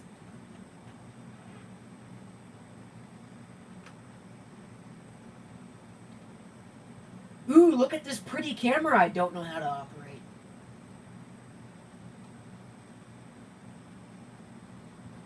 Because I wager to bet that 90% of them don't know how to operate it. Tape? What's that? What does VHS-C mean? Well, I'm sure I'm going to get some hate mail for that. We know more than you think we know. Are you sure about that? Some of you don't seem to. based on some of the comments I get on my channel.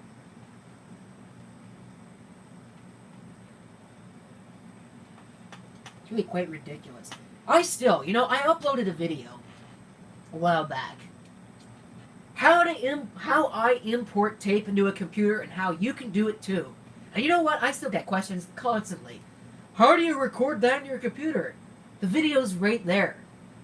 You know? Not difficult to find. It's not difficult to find a video to tell you either. You really want to know, go watch that video. I'm not going to explain it 65 billion times in the comments. It's like, I don't even know why you'd ask that question in the first place. It's pretty obvious how you record it. Tape into a computer, but then again, I guess to some of these people, they're really not. Some of them are, the elderly folks that are looking to archive their tapes or send it to their kids or something. They probably never used a computer before, haven't really used a computer before.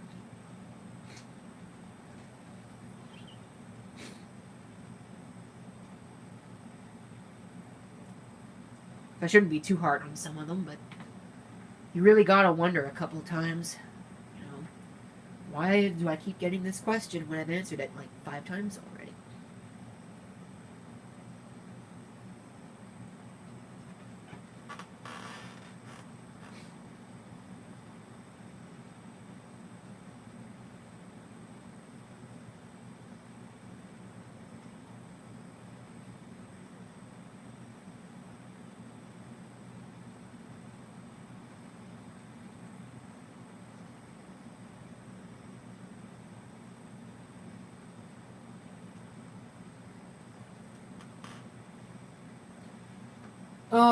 What to talk about, what to do, what to say, what to think about. I don't know. This is such a waste of time. This should have been done like 2 hours ago, It's the kind of thing that really makes you wonder sometimes what these people were thinking when they designed this crap. If it works, it works. If it doesn't, you're in for a whole lot of hell. Because you can't undo any of it.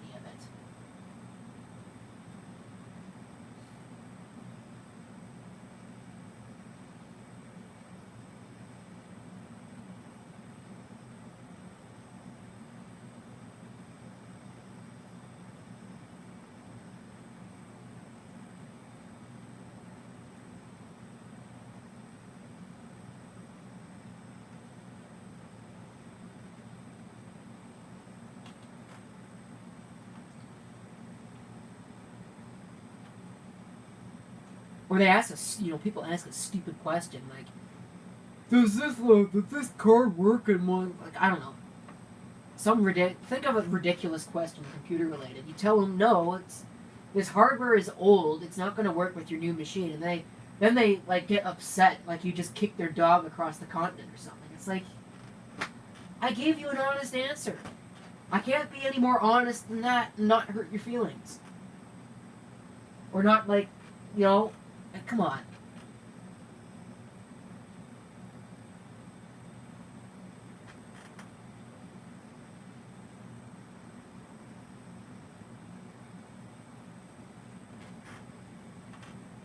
It's getting to be really difficult to answer questions now. And of course, YouTube got rid of their frickin' private message system. That was ridiculous.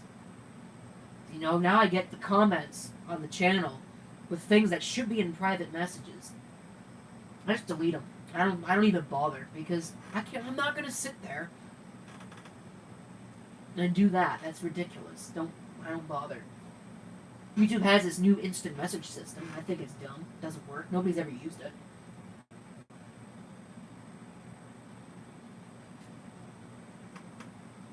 They want the platform to replace everything.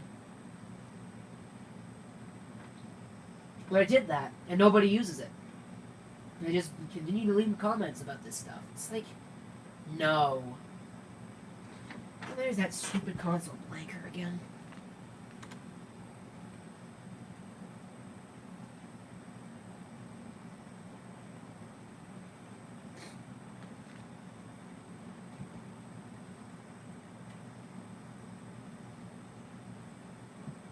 It's things that should be private.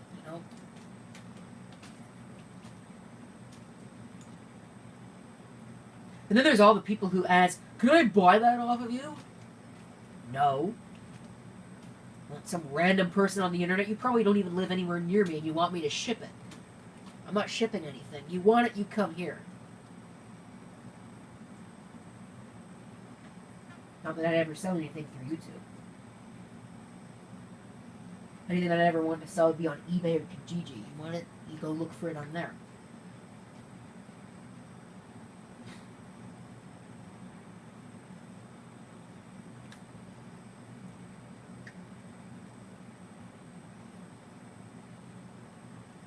It really is a plague.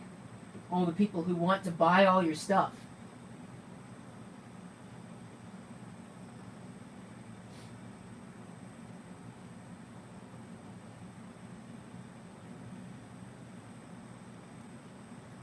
If I was selling it, I'd let you know, you know? If I haven't said, "Ooh, this is for sale," you think the logical conclusion would be that it's not for sale.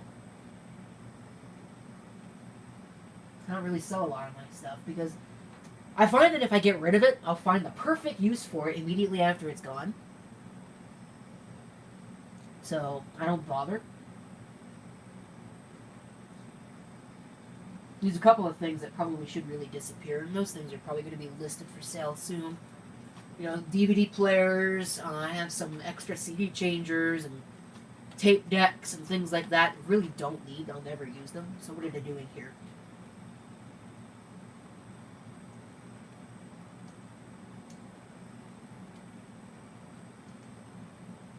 Use that space for more computers! Well, it's not like anybody wants to buy any of it. I have a case that I've listed for sale right now. Nobody wants it. It's been up there for a couple months now. People look at it all the time. It gets lots of views. Nobody has once sent me a message about it.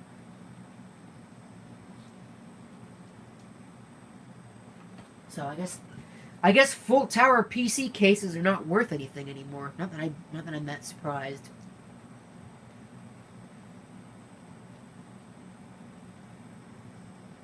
I suppose part of the problem is that it's a full tower case, but there's only space for one hard drive. Excuse me. Kind of a crappy design on that part.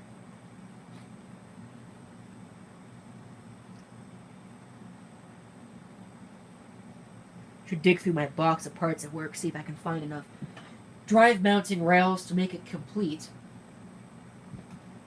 I'm not asking it for very much money, too, either. It's like $10. You can't buy a case for $10 anywhere else. Oh, God. How much do you want to bet this isn't going to work?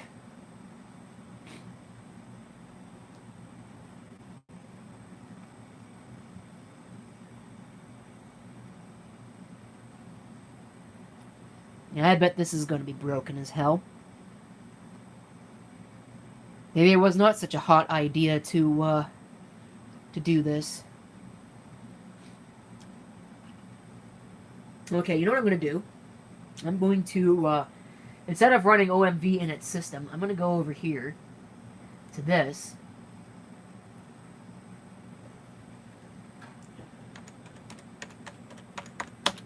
We'll get our address. We'll type that into the address bar of this computer that's sitting over here. What is the address? 51? And we'll see if it actually works. Looks like it works.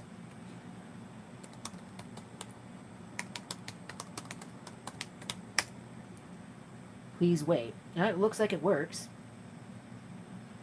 So maybe I won't bother running OMV in its system. If that's going to brick it, I'm not going to waste time.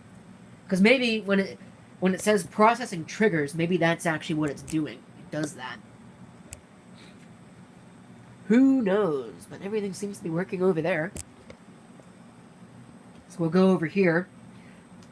And we'll try our amped upgrade again.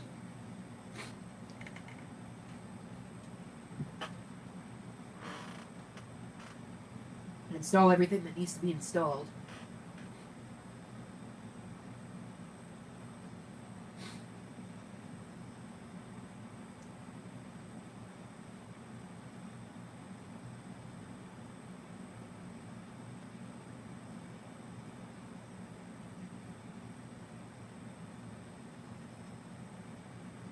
if it'll work.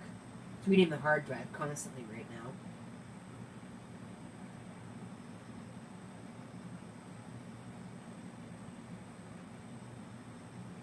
now. Ugh. Really do have to wonder. Okay. 15 packages can now be upgraded. Alright. So, let us go ahead and upgrade all of that. And then I'm going to upgrade, run another upgrade, check for more updates, see if there's anything still left to install. If there isn't, I'll reboot the machine, and then I'm going to try OMV upgrade again. The release upgrade. Probably won't work, it'll probably kernel panic. If it does, screw it. It's now almost 1 o'clock in the morning. I don't have time to mess with this crap.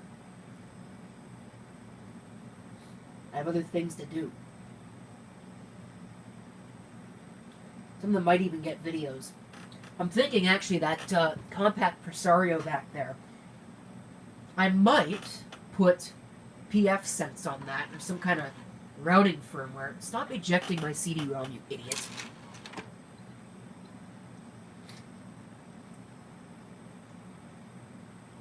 Might remove it if that's what it's going to do.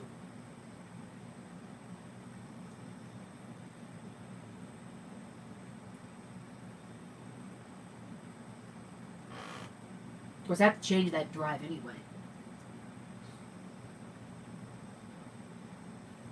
But I figure at least while they're sitting out, I might do some work on some of these and get them running the way that they need to be running.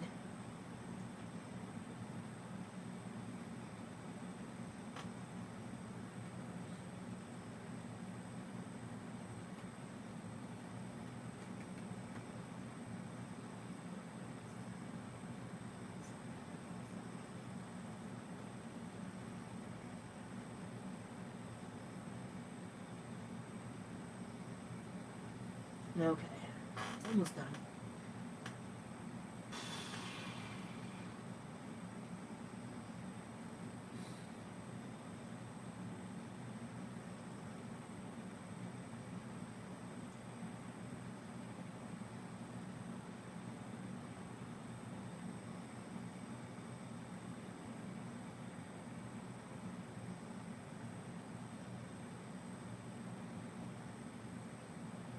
Okay, now this is probably the last thing it's going to do. Oh no, it's going to generate an image again. Why would you do that? You just did that, you idiot. What a waste of time.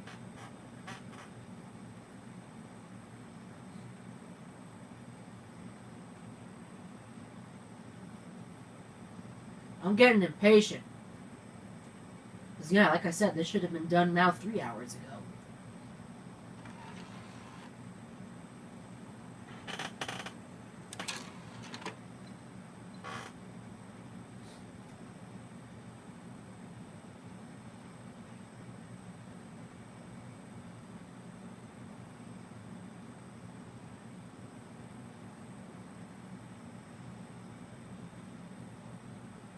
Now what?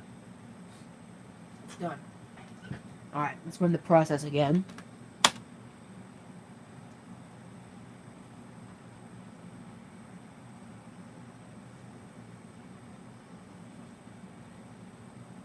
Last time I should hopefully have to run this process. And I'm going to reboot it.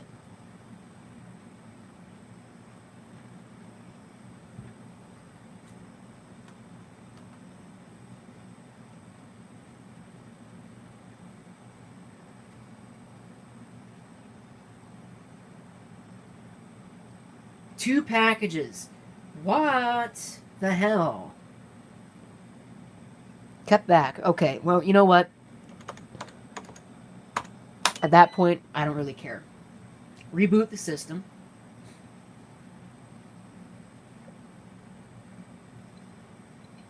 Which it will do admirably.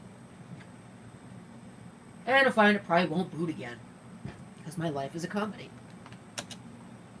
For somebody, anyway. Certainly not for me. I find it very funny how this crap is all broken.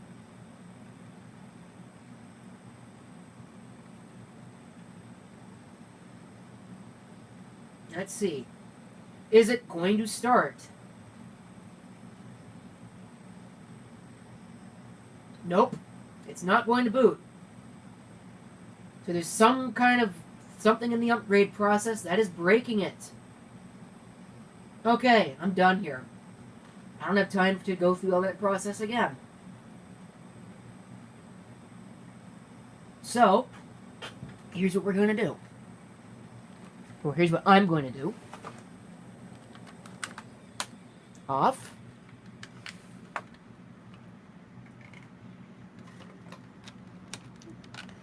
Very simple process, actually. Very easy. Move all this stuff out of the way, so that way it doesn't get broken when I do this.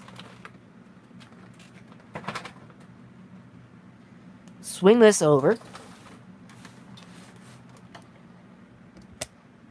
And pull the case off.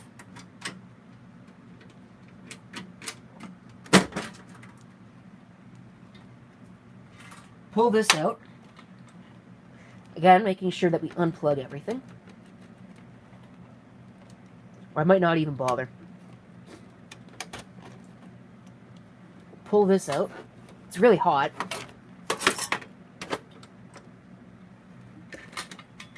Where's my screwdriver set? Oh, of course, it's missing. Why did I figure that was going to happen?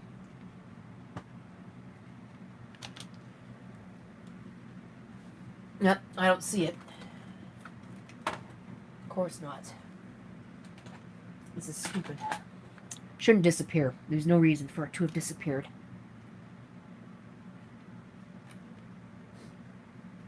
Yep, no reason whatsoever. It should still be where I put it, and it's not. Big whoop.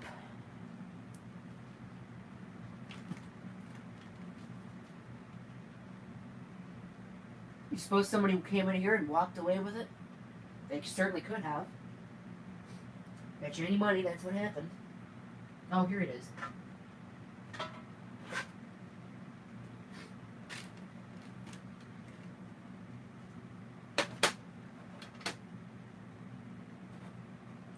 Let's see.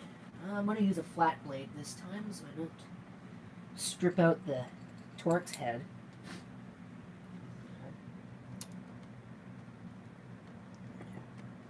Although I think that flat blade screws are the work of the devil. Really not a fan. But this is how I'm going to do it. Oh, I got a jumper. I got to configure that jumper wise. Whoopsie, probably should do that.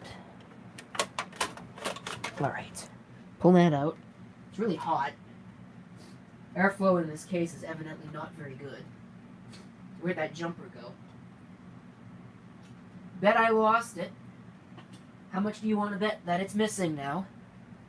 Because I was expecting not to have to use it.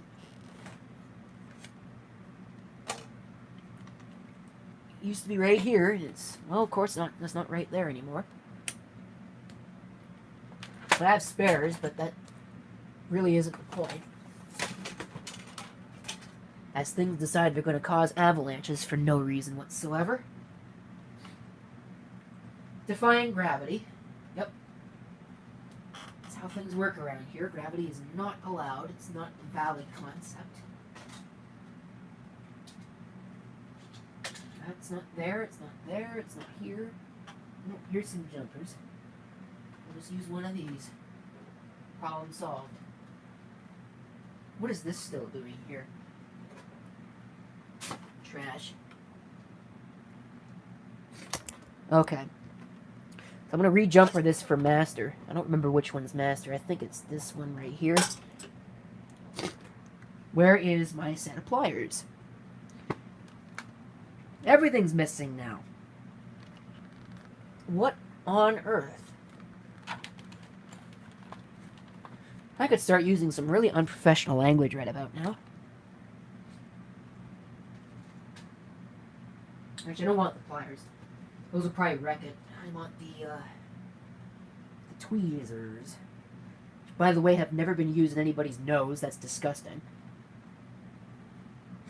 Reused tweezers somebody used in their nose. Yuck. These are special purpose tools. We'll re-jumper this for master. If it's going to not decide to be ridiculous about this. Which I would appreciate it if it did not.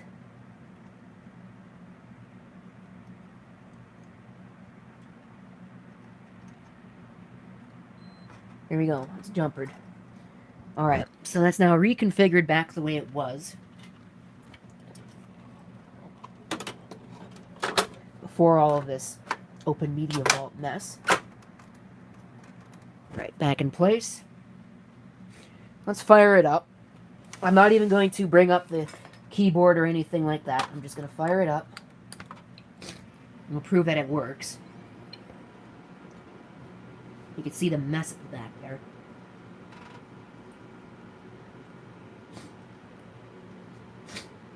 Yep. Still booting into Windows XP.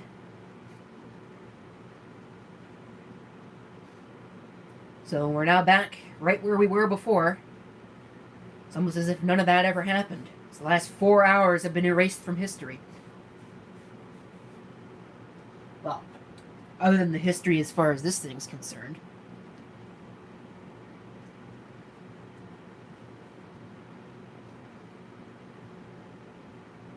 Maybe it was for the better. I know that this machine has Ethernet in it, and the compact back there does not. So maybe I'll turn this into a PF system. I don't know, but that's in the future. And right now, I don't really have time for the future. So shut it off. We'll conclude this live stream with that. 4 hours of failure. I hate that. But what can you do? If your software decides it doesn't want to work, and it won't respond to being forced to work, and you've exhausted all your possible avenues, what are you going to do? The answer is pretty well close to not much. Is it going to shut down or what? Come on. There. Alright, that's it. I'm out of here. Good night, goodbye, good luck, good whatever. Hopefully this stream will actually end. Oh, so far it's not working.